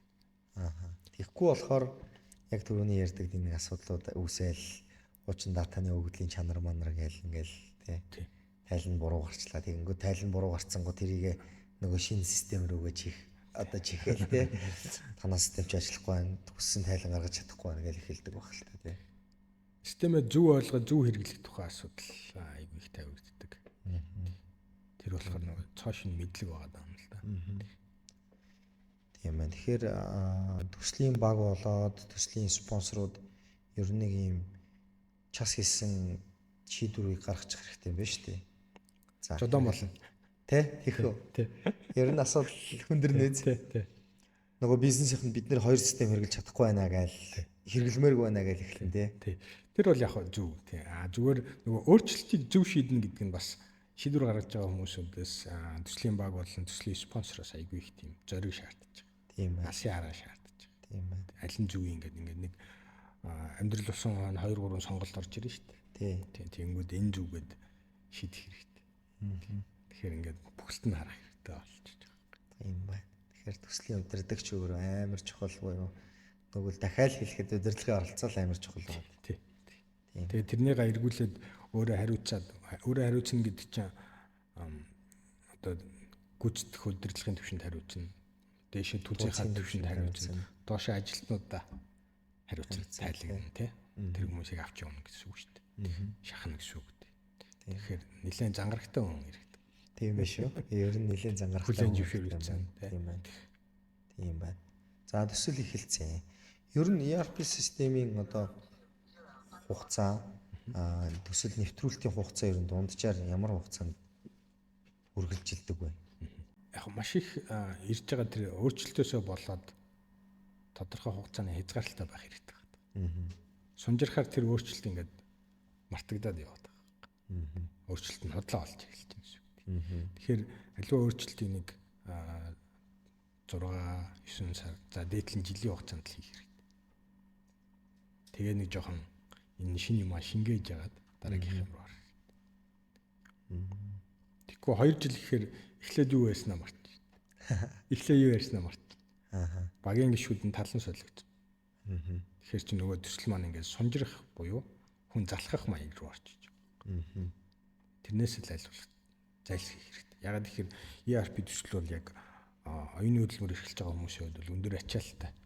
Тэгээ хоёр ажил зэрэг хийж байгаа та зэрэгцэхээр ийм ачаалттай ажил. Тэгэхээр бас тийм урт хугацаанд бол ачаалттай байхгүй л дээ. Зөвлөх хүний хувьд бол тэр бол яг харьцангуй одоо өргөн мэдлэгтэй бол бүх кейсийг ингээд судалж байгаа зөв шийдвэрээ гаргаад тэгээд тохируулгыг явуулчихж байгаа юм. Тэр шинэ мэдлэгийг шингээж авна гэдэг маань нэлээч. Одоо би бол зарим тохиолдолд ингээд нөгөө бакалаврын боловсрал гэдэг 4 жилийн хугацаа байгаа шүү дээ. Энийг шахаад 1 жилээр авчирч байгаа юм. Тэгж төсөөлөгдөж байгаа. Тэгэхээр нөгөө тэр ачааллыг даах, тэр хэмжээнд мэдлэгийг шахаж шингээх гэдэг маань нэлээд ачаалттай ажил. Ер нь одоо таны нэвтрүүлж исэн кейсүүдээс, удирж исэн кейсүүдээс хамгийн удаандаа хэдэн жил үргэлжилсэн? Жилээс дээш болохоор жоох хэцүү дээ. Яг надад том клиент бол ганц л клиент байгаа л да. Тэгээд тэр төсөл бол нэг 6 сар явал дуусна. Өөнхөн биш тий. Одоо бусад клиентууд бол яг бас нэг 6 сар, 3 сар. За зарим газар бол яг жил мэл бол тэр нь болохоор яг тухайн бизнесийн онцлогтой хамаарат. Одоо бусад газрууд ч юм бол амар удаж байгаа гэл сонсогдоод байгаа шүү дээ ер нь бол тий. Тий яг мэдээж том компани маш их ажлын одоо юу гэдэг хийх юмтай скоп ихтэй байна. Тийм тэр бол мэдээж улс улсын том компаниуд байж таараа. Зүгээр төслөө ингээд тодорхой скопор зааглах, тэрнийгээ дуусгах, тэгээ амжилтаа тэмдэглэх, тэгээ дараагийнхаа юм руу зүтгэх гэдэг иймэрхүү интервалтаар явах үү. Дараалалтаа төлөвлөгөөтэй явах гэдэг юм тий. Тийм байна. Яг би зарим нэг кейс ярих гэхээр тодорхой нэг кейс ярих гэдэг бас дэмий авах гэж бодчихлаа юм л да. Харин тийм яахын зүгээр ер нь нийтлэхээрээ юуг анхаарах хэрэгтэй юм бэ? Байгууллагууд энэ дээр юуг бодууштай юм бэ тий? Удирдлагууд энэ дээр өөрсдөө яавал зүгээр юм бэ гэдэг талаас нь ойлголтгүй яри хин нэгэн байгууллага, хин нэгэн тий төслүүдийг сорчлоод зоогоод яриад авах явах шаардлага байхгүй байх гэж бодож. Нийтлэг асуудал бол түрүү хэлсэн нөгөө хингээс суралцж байгаа асуудал байгаа. Тэгэхээр эн чинь нөгөө айгүй хэцүү юмыг хингээс суралцах нь гэхээр маш хэцүү. Одоо хэлээд жишээ нь хийсвэрлэх юм бол би одоо гараал машин бүтээгээд эхлүүл бас хэцүү юм байна шүү дээ. Тийм тэр чи одоо чадахгүй шүү дээ. Угаасаа ойлгомжтой. Яг Elon Musk бол чадна, би бол чадахгүй. За одоо нэвтрүүлэлтийн баг явж байна тий. Нэвтрүүлэлтийн багийг ер нь амжилттай явуулахын тулд ямар хуу арга барилууд тий хэрэглэх ёстой юм. Бүх даалгавруудыг нэгэн зэрэг өгөөл тий ингээл явах юм уу? Эсвэл одоо яг энэ чиний төсөл явж байна гэсэн үг шүү дээ ер нь бол тий. Тэгэхээр илүү ERP нэвтрүүлэлтэн дээр нөгөө төслийн waterfall аргачлал нь явах ёстой юм уу? Эсвэл agile арга аргачлал нь илүү төлхөө явах ёстой юм уу? Багийг яаж ингэж чиглүүлэх ёстой юм тий? Багийг яаж урамшуулах ёстой юм? Тэн дээр ер нь ямар айдианууд, ямар одоо санаачлагууд байдаг вэ? Яг бэлэн ERP системүүдийн нийтэд базаад харахаар төсөл нэвтрүүлэхэд хэрэгжилж байгаа аргачлалууд нь бол waterfall-той төстэй. За. Ягаад тэгэхээр одоо ямар байна, дараа нь ямар байх вэ гэдг нь ерөөхдөө ил харагдаж идэг. Тэгээ нөгөө систем нь өөрөө маш олон боломжийг агуулсан уян хатан систем байдаг учраас хийх явцдаа бага хэмжээний өөрчлөлтийг бол сайтар шингээгээд ингээд нөгөө waterfall буюу ингээд нэг урсгалаар нэг чиглэлээр урсгалаар яваад дуусах боломжтой байдаг. Тэгэхээр дийлэх аргачлал бол waterfall гэсэн үг. Agile бол бага. Багуу тий. Өглөө освол өнөөдөр юу хийлээ гэж бодох юм бол бага. Тий. 6 сарын төлөвлөгөөгөө хараад нөгөө өөрчлөлтөө харсан байх хэрэгтэй. Тэгээд тэрнийг хийж хэрэгжүүлнэ гэсэн үг байхгүй. Тийм байна тий. Яг гол хөндөрлөн тэр шинэ мэдлэгүүд айгүй их орж ирж байгаа. Жишээ нь одоо нөгөө манай байгууллагуудад анзаардаг юм юу вэ гэхээр түрүү ярьсан худалдаа авалт, санхүү борлуулалт гэдэг ингээ энэ модуль дээр ерөөхдөө хүмүүс нь бол байж дээ. Хийгээ явцсан, хийгээ сурцсан байж байгаа. Тэгэнгүүт гадны ялангуяа томоохон системдэр бол өртгийн бүртгэл гэдэг асуудал буюу компани дотроо үйл ажиллагаа яаж явуулт юм бэ гэдэг асуудал их тавигддаг. Гол асуудал нь тэр байхгүй. Тэгэхээр нөгөө өөрийгөө сайн хэмжижээж хаана өртөг зардал гарч ин тэрнийг яаж багасгах вэ гэдэг юм маань нөгөө ашигын маржинд шууд нөлөөлж байгаа зүйл байна. За. Тэгэхээр тэрнийг менеж хийх тал дээр гадныхан айгүй их анхаардаг. Монголд болохоор энийг цөөхөн компани хийж байгаа. Тэгэхээр энэ бол ер нь яг их номын дэлгүүр энэ төр ороо харахаар мэдлэг талаасаа ч гэсэн айгүй цөөхөн байна. Одоо санхүү бүртгэл гэхээр айгүй ийм зузаан олон ном олдно. Тий. Бүртгэн бүртгэл гэхээр нэг 2 ширхэг ч юм. За. Тэгэхээр нөгөө монголчууд энэ талаар бодох нь бага байна гэж. Энд чинь өөрөө нөгөө нөөцийн төлөвлөлт шүү дээ тий. Тэгэхээр нөөцийг үр ашигтай байгааг хэрхэн одоо өгдөл суурилж зөв шийдвэр гаргах вэ гэдгийг харахын тулд эхлэл буюу тэр өртгөн өөрөө чухал байх гэдэг шүү дээ. Тий. Бизнес бол амьдрал бол өдөр болго өрнөж байгаа шүү дээ. Тий. Тэнгүүд манай компаниудын тайлан бол сарда нэг удаа байхгүй.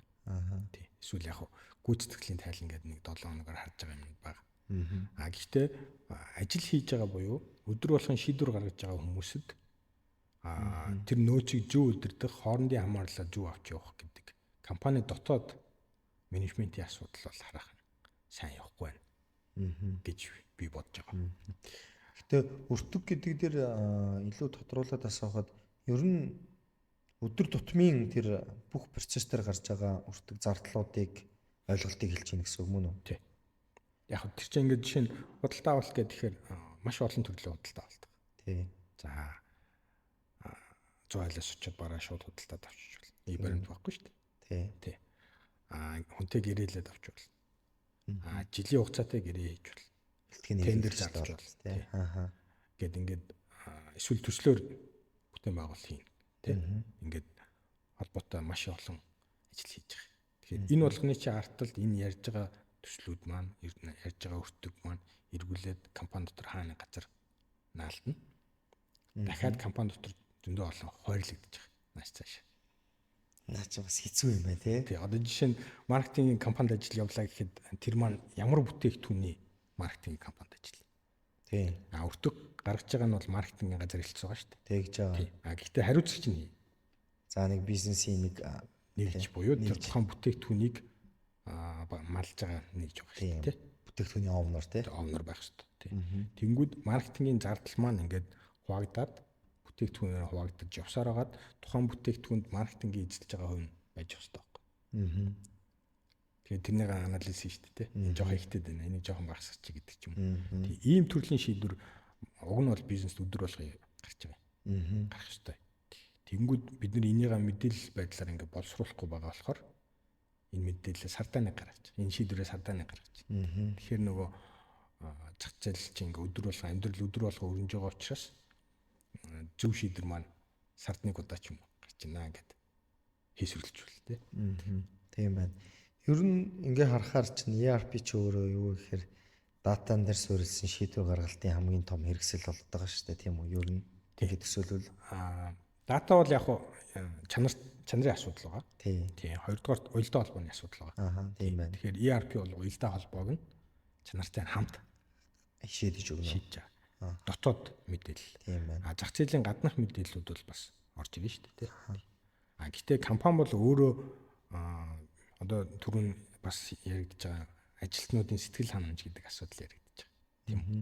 Тэнгүүд компанид миний үүрэг бол би байснараа ямар үүрэг ролтой юм бэ гэдгийг хүний хүний төвшин сайн хэмжих хэрэгтэй байгаа байхгүй.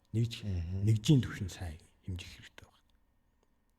Одоо л тухайн нэгж маань ямар зардалтай вэ гэдгийг сайн мэдгүй байгаа шүү дээ. Яг нь цалингийн зардлыг бол мэдж байгаа тийм. Бусад зардал мэдгүй байгаа байхгүй. Ягаад тэгэхээр цуглуулад задлаад хуваарлах ажил хэр бараг хийгдэггүй байна. Яг нь ерөнхий нь одоо жишээ нь бүтээгдэхүүн үн тооцоолох схем энэ төр бол байж л байгаа л да. Байгаа бах тий. Харьцангуй бол байгаа. Харьцангуй байгаа. Тийжээж нөгөө ашигын маржингаа бодоод ингээ гаргаж байгаа шүү дээ. Гэхдээ тэр бол ингээд ерөнхий дүгнэлт байхгүй. Гэхдээ өнөөдөр бензин хэдэн дүүрэг бас өөрчлөгдсөн шүү дээ. Өнөөдөр манай жолооч ажилдаа ирсэнгүй гэдэг ч юм уу тий. Эсвэл өнөөдөр үйлдвэрлэл 2 цаг зогслоо гэдэг ч юм уу. Иймэрхүү асуудлаас болоод маржин өөр бол. Эсвэл гурилын бэлтгэн нийлүүлэх ч юм уу. Эсвэл те нэг бэлтгэн нийлүүлэх чинь үн өөрчлөгдөхөд эцсийн бүтээгдэхүүн нь өөрчлөгдөн шүү дээ. Тэгэхээр трийг ERP руу оруулаад тэгээд ингээд нэгдсэн харж ах хэрэгтэй. Энийг мэдрэг байж ээж компани зүг удирдах. Өдөр болгон зүг удирдах. Тийм ээ. Тэгэхээр зүгээр яг хүмүүс удирдлагууд бол боддог байх л да. Миний хувьд бол би ерөөсөө тэгж төсөөлөөгүй юм байна. Би ер нь за анханасаа л за ихний өртгийг оруулчаал бүх бараануудын өртгүүдийг оруулаад те. За худалдаа авалтын ихний дүн байна, гайл татвар инээ тэр юмнууд байна. Харж байгаа зарлуудыг нь гаргачлаа. Тэгэнгүүт ингээл урсгал явуулаад зарж байгаа тэр процессыг л удирдна гэсэн чинь зөрүүлээд энэ дээр чинь нөгөө л хүргэлтийн зардал байна тий.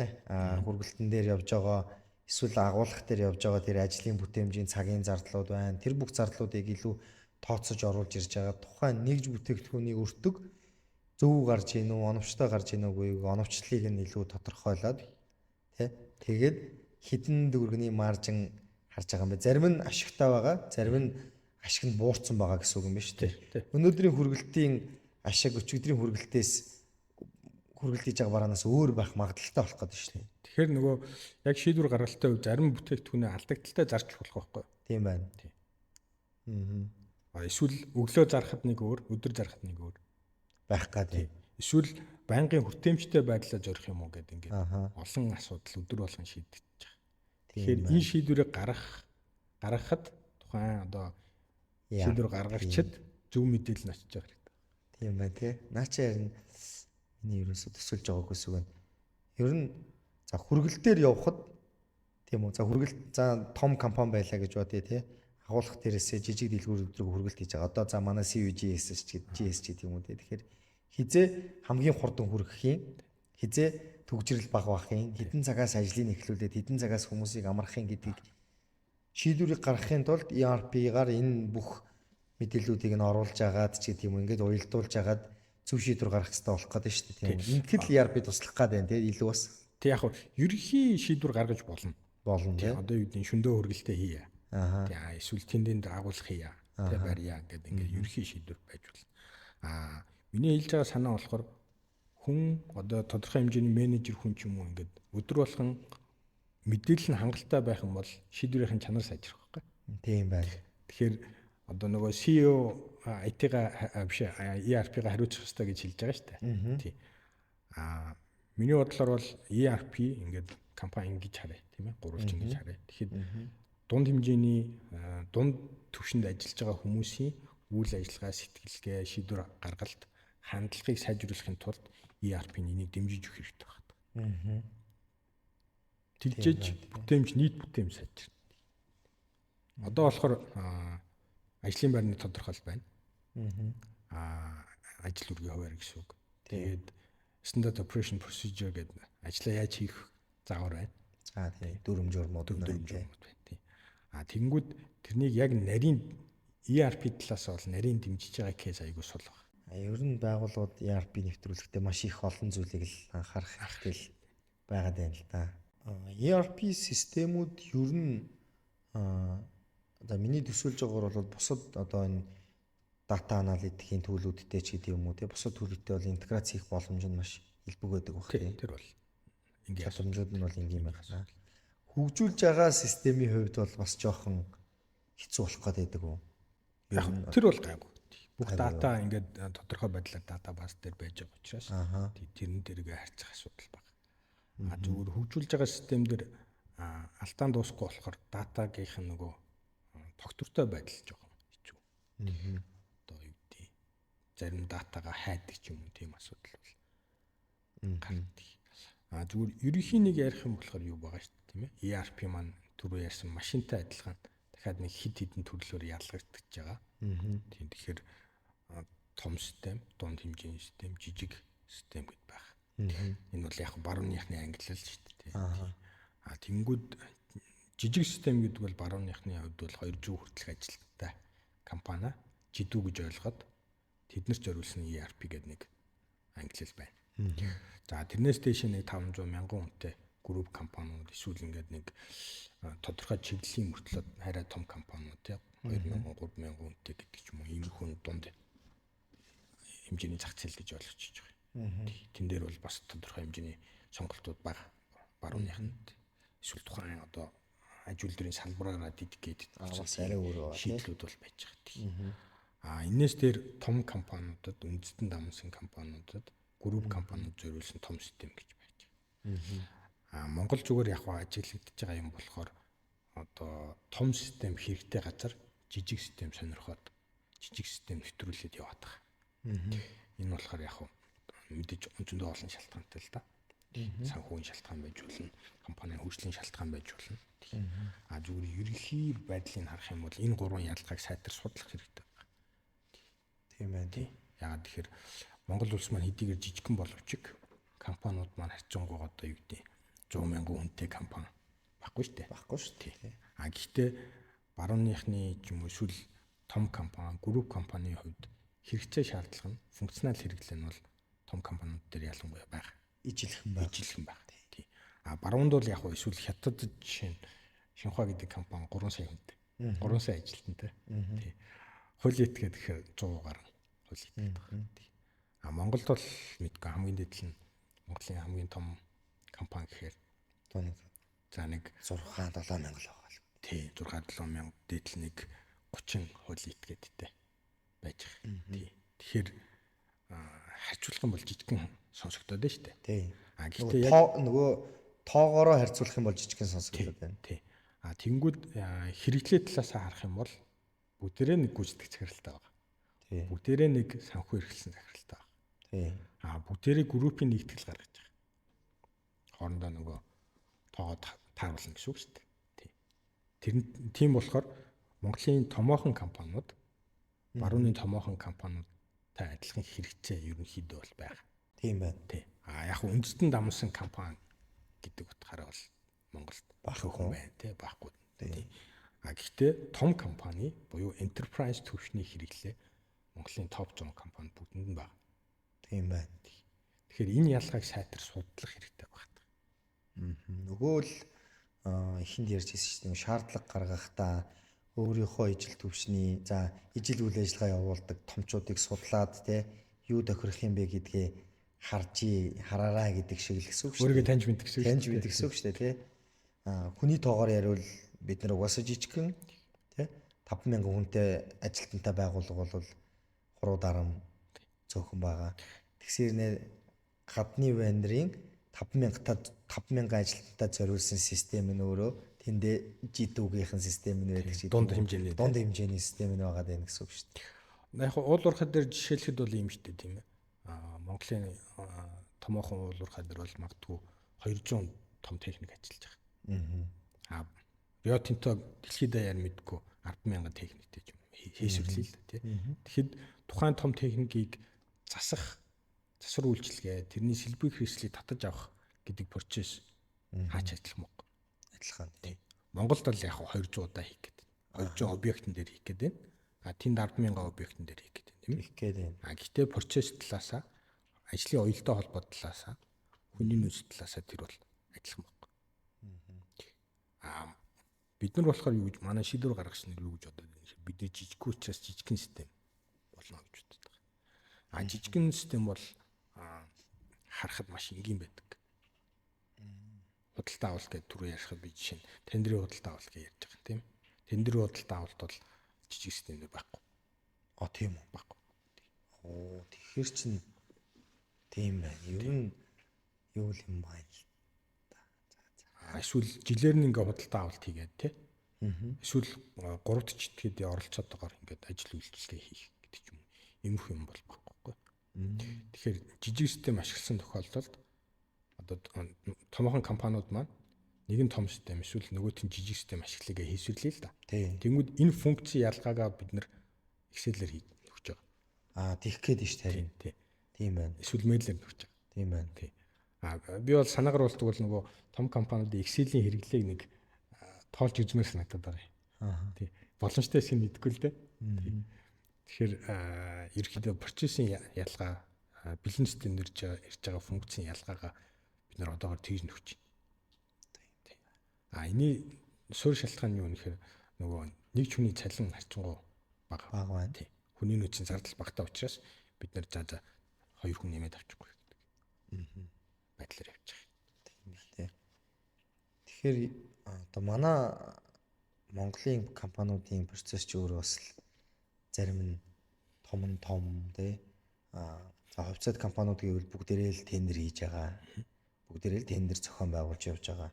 Тэгэхээр л хувьцаат компани бараг л болчвол тэр чинь том хэмжээний enterprise төвшнийх нь одоо бэлэн системийг нь авахгүй л болохгүй болоод шүү дээ. Яагаад гэвэл жижигэн эн чинь жижиг систем гэхээр юу гэдгийг системийн ачааллын хувьд ерөөс ярихгүй байгаа юм байна.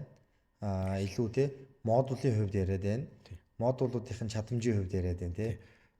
Машин гэхээр 4 дугуйтай багтлаа шүү дээ. Тий. Дахиад би юу гэж чинь хөгжмөнтэй машин. CD-тэй машин гэдэг ч юм уу те. Тийм байна. Ингээ өөр юм өсөд ирэхээр өөр болчихж байгаа. Тийм байна. Тэгэхээр нөгөө юу яах вэ? Одоо за яг жижиг байгууллага өөрсдөө жижиг гэж бодож байгаа. Гэхдээ үйл ажиллагаа нь бол угаасаа тогтворчсон том стандартын хүрээнд үйл ажиллагаа явуулдаг тий. Тэр бүхэл хийх ёстой бүхэл юмнуудыг нь хийдэг тэр байгууллагуудын хувьд томыг одоо аавна гэхээр нөгөө зардал яах вэ? Маш зөв асуулт. Бид нар нөгөө мэдээлэл авч байгаа их сурвалж маань ялангуяа том системийн хувьд бол дандаа гадаад мэрэгчлэлтнүүдээс гадны мэдээллийг авч байгаа. Тийм. Тэнгуү систем нэвтрүүлэн гэдэг маань үндсэн хоёр зардал байгаа байхгүй. Нэг нь болохоор вендор төлж байгаа зардал. Нөгөөх нь болохоор систем нэвтрүүлж байгаа багт ажил үйлчлэгээ тий зардал. Гадныхан болохоор дандаа гадны ханшаараа юм ярьж байгаа. Тийм үү? Тий. Одоо юу гэдэг Америкт том систем нэвтрүүлэхэд хэд болно гэдэг юм ярина. Тэнгүүд энэ хоёр зардал маань Америкийн одоо амжиргааны зардлын амжиргааны түвшингээр явна гэсэн үг шүү дээ. Тийм. Эсвэл хятадын ч юм уу тий. Тий. Хятад бол хамгийн ойрын жишээ нэг хүн ногдох дотоодын нийт бүтээгдэхүүн Монголоос 3 дахин их байгаа. 15 мянга ч юм уу. Одоо өссөн тийм ээ. Тэнгүүд гадныхан бол дандаа үнэтэй гэдэг мессеж биднэрт өгөөд байгаа байхгүй. Том систем та нарт томдноо үнэтэйднэ гэдэг мессеж өгдөг. Гадныхан гэхдээ Монголын нөхцөл байдлыг мэдгүй. Тий. Өөрөөр хэлбэл сонголт маань ингээд нэг 3 төвшөнтэй байхад хамгийн доотлол нь бол биш юм сонголт биш юм гэдгийг гадныхан тэр болгон олж харахгүй байхгүй. Тэгэхээр нэмээд мэдээлэл болгоод хэлэхэд одоо би дотоодын их сурвалж мэдээлэл өгч шүү дээ тий. Томоохон систем, дунд хэмжээний систем, жижиг систем ерөнхийдөө вендор төлөх зардал нь бол нэгж ажилтны тоогоор хуваахаар адилхан байна. Одоо license fee гэж хэлж байгаа нь ер нь төстөө. Одоо жишээ нь Microsoft 365 хүн сарныг $5 байна $8 байгаа шүү дээ. Тий. 1000-ыг авна 100-ыг авна нэг ялгаа байхгүй. Тий. Тэрнтэй адилхан том системийн лиценз сараар нь ингээ хуваах юм бол нэг 20-30% л зөрүүтэй. Тийм байна. Нөгөө жижигийг авах, дундыг авах, томыг авахгүйн харьцаанд тийм үү? Тийм ба. Ер нь би яг нөгөө бүх мэдээлэлтэй учраас хувааж үзсэн. Тэгэхэд бол нэг 20-30% л ялгаад байгаа. Нэвтрүүлэх ажил үйлчлэгийн зардал бол бидний нөгөө дотоодын ханшаар явахаар гадны тэр ярьж байгаас хамаагүй юм тоо явж байгаа. Тэгэхээр бид нар чинь гэхдээ хүн амын хувьд жижигхэн боловч үйл ажиллагааны хувьд тэднэрт яг л адилхан л адилхан. Тийм учраас том руу тэмүүлэх хэрэгтэй. Том руу тэмүүлэх хэрэгтэй. Өөртөө таарах руу тэмүүлэх хэрэгтэй. Таарах руу тэмүүлэх хэрэгтэй байна. Яг нь саяны ярьсан үн өртөгтэй холбоотой яг нь сайн нэг жоохон нэг дурдах ч юм уу хэрэгцээ шаардлагатай юм болсон. Тэр нь юу вэ гэхээр нэг компани дээр очиод системээ танилцуулаад үнэлсэн нь болно гэдэг гэж байгаа. Танилцуулга хийж шүү дээ. Тэнгүүд би ингээд интернетээс харсан чи ийм байсан гэдэг. За мэдээлэл өгч байна. Судалсан тийм аа. Хүн мэдээж ажил үргийн хадаагаа ажиллаа хийсэн байна. Гэхдээ тэр интернетээс байгаа одоо жишээ нь Германд байгаа мэдээлэл бол Монголоос хамаагүй өөр. Тийм. 2-3 дахин үнэтэй. Тийм байхгүй. Тэгэхээр тухайн мэдээлэл дээр үндэслээд шийдвэр гаргачаар бодит байдлаасаа зөрсөн шийдвэр гаргаж. Тийм. Гэхдээ тэрэн дээр зүгээр интернетээс харсан үнэн үнэтэй байсан юм уу? Тийм үнэтэй. Одоо миний хэлж байгаа үнээс 3 дахин үнэтэй байна. Тэгвэл өвнийгээ баярлах хэрэгтэй шүү дээ. Тийм би бол яг дотоодын мэдээлэл эсвэл Монголынхаа орчны мэдээллийг мэдж байгаа учраас бодиттой мэдээлэл өгнө шүү дээ, тийм ээ. Зүгээр хүн судлаад буюу тодорхой хэмжээнд ингээд интернет асуугаад явхад тийм мэдээлэл гарч байгаа. Тэгэхээр миний хэлж байгаа санаа болохоор энэ бол бодит байдлаас нэлээд зөрүү. Яг энэ дээр би зүгээр нэг юм бодлоо л да. За хөгжүүлэлт хийлгэж байгаа тийм нөгөө захиалгаар хийлгэж байгаа компани. Тэд нар бол илүү олон улсын түвшинд ижлэхэн модултаа ижлэхэн түвшний модултаа хийн гэхээс илүүтэй тухайн байгууллагын нөхцөл шаардлагад нийцсэн тухайн байгууллагын хэрэгэлдэг модулуудыг л хийж өгж байгаа тийм. Тэгэхээр хөгжүүлэлтийн энэ процесс дээр өөрөө ингээд байнгын хөгжүүлэлт гараад ах магадлал айгүй өндөртэй байх гэдэг тийм үү. Дараагийн нөгөө нэг юм change request-үүд айгүй их өгөөд те нөгөө вендорын үйл ажиллагаа ингээд өөрчлөгдөл ирэнгүүт уг нь бол нөгөө өнөөдрийн байдлаар л хийцэн байгаа шүү дээ тийм үү, ерөн захиалгын дагуу.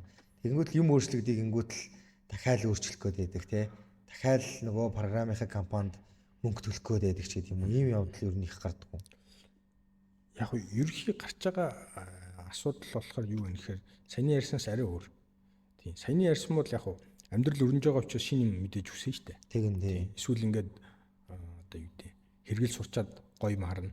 Эсвэл мэдээлэл авсныхаа үндсэн дээр те 3-40 дэс мэдээлэл авсныхаа үн дээр над ийм хэрэгтэй байна гэж хэлнэ, бодно, сэтгэн амьдрал өрнөж байгаа учраас шинэ юм бол нормал энгийн зүйл.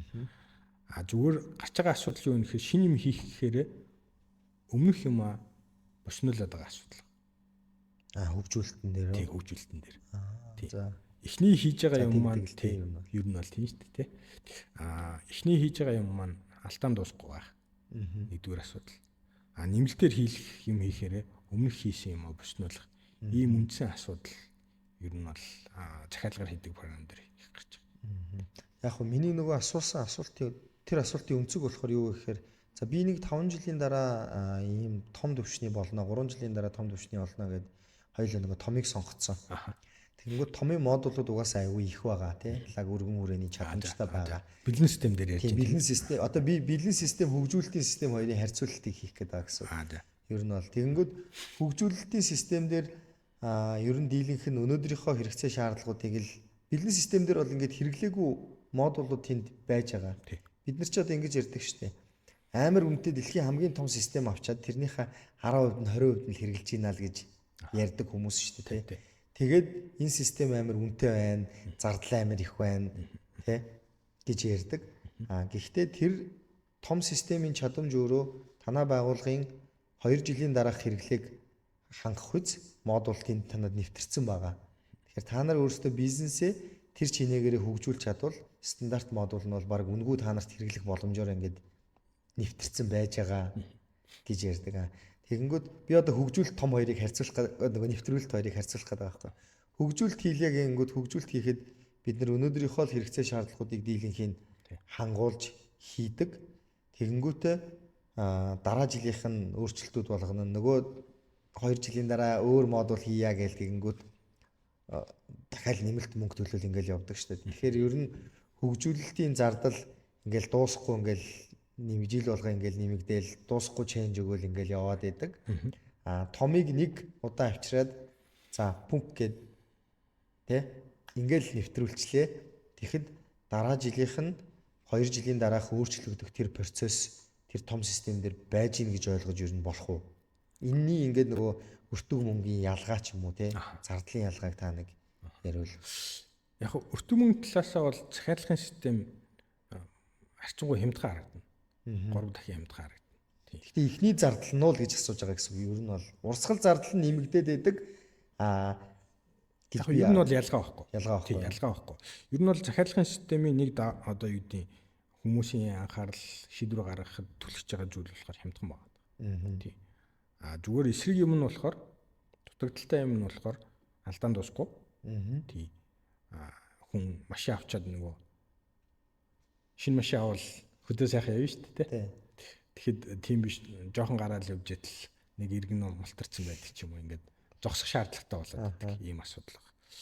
Яг хоо одоо жишээ нь бүр нарийн ойлгомжтой юм ярихад бол зарим системийн дэлгэрэнгүй тайлан, хураангуй тайлан хөл дүн зүрдэг асуудал байна. Бүр үү? Тий. За. Тэгэхээр чи яг ямар тоон дээр шийдвэр гаргаж байгаа юм те? Энэ системээс гаргаж байгаа тоо зөв үгүй юу гэдэг асуулт тавьж байна. Тэгж юм. ERP гэхээр тооны тухай л асуудал шүү дээ. Тэгвэл тэнд харж байгаа тоо, энд харж байгаа тоо зөрж байгаа байхгүй. Тэгэхээр энэ бол их гарч байгаа асуудал. Тийм байна. Тэгэхээр харахад бол яг хуу амьдрал өрнөж байгаа байнга change request гарна. Тэрнийгээ хийгээ явна. Зүгээр хоёр хувилбарын одоо бэлэн болон захиалгын асуудлын ялгаа нь болохоор захиалга дээр нь тийм асуудал гарч байгаа байхгүй. Чанарын асуудал гарч байгаа юм шиг. За том систем. Түрүүн үнэтэй гэж ярьсан. Тийм. Үнэтэй юм олчаад талын ашиглаж байгаа гэж ярьсан тий. Тэрэн дээр бол яг ерөнхий нөхцөл байдал бол бодтоор яадаг вэ гэхээр өөртөө таарсан тоош хэрэгтэй лиценз авч байгаа. Өөрийнхөө тухайн хэрэглээнд таарсан ажил үйлчлэгийн мөнгө төлж байгаа. Тийм учраас яг өөртөө таарсан хувцас захиалаад өсөж байна гэсэн үг байхгүй. Том системийн бэлэн системийн давуу тал юу вэ гэхээр саяны яг кейс дээр change request маань энэ дотор байж байгаа.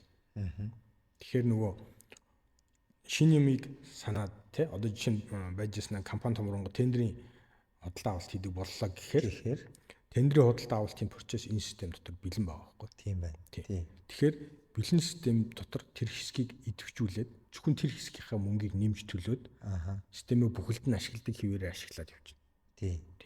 Тэгэхээр нөгөө бүтээмж маань зогсолтгүй сайжрах боломжтой. Одоо яг Монголд нэг ажиглагдж байгаа зүйл юу вэ гэхээр төрөл бүрийн чиглэлээр бид нар мэдээж гаднаас суралцаад шинэ санаачлага хэрэгжүүлж байгаа. Жил болгон л хэрэгжүүлж байгаа. Шинэ ISO нэвтрүүлдэг ч юм уу те. Ингээд компани банк хүчийг ирмэлцэж байгаа. Тэнгүүд үндсэн процессыг дэмжих ёстой систем дээр нэмэлтээр юм хийлгэн гээд захиалж хийлгэн гээд ярихаараа эхний тэр бусад нөгөө ажил үүрэг чиг үүргийн гаргаж байгаа санал санаачлага маань дутуу хэрэгжиж байгаа. Цаасан дээр хэрэгжсэн байдаг. Өдөр тутмын амьдралд хэрэгжихээр ERP-ийн тэрний дэмжихгүй байгаа. Ийм кейс айгүй их байгаа байхгүй. Яг түрүүний нөгөө сая таны хэлсэн тендер дээр жишээ авахад бол яг л би тэрийг ойлгоолмоор санагдаад байгаа байхгүй. Яг нь энэ дэхтэй нөгөө том систем, вендорын систем авж байгаа гэсэн үг бол биш.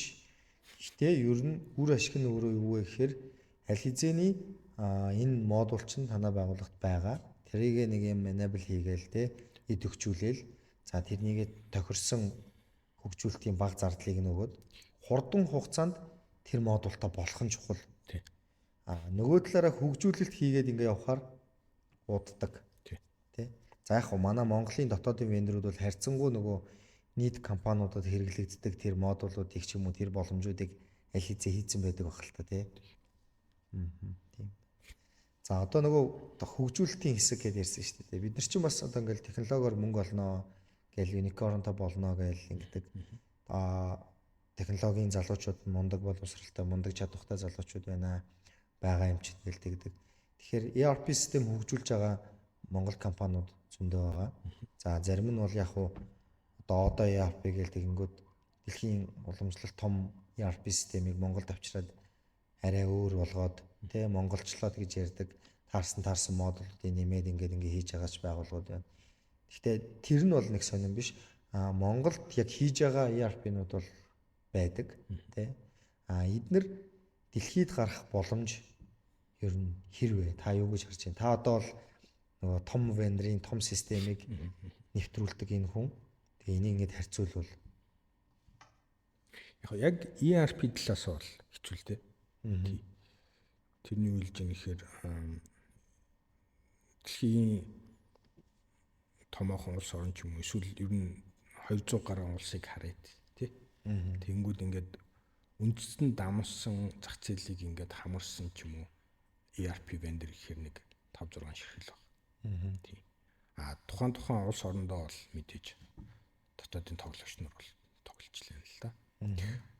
Би зүгээр яг ерөнхийдөө хардаг өнцөг бол юу вэ гэхээр бид нэ шууд гадныхныг хуулах хэрэгтэй.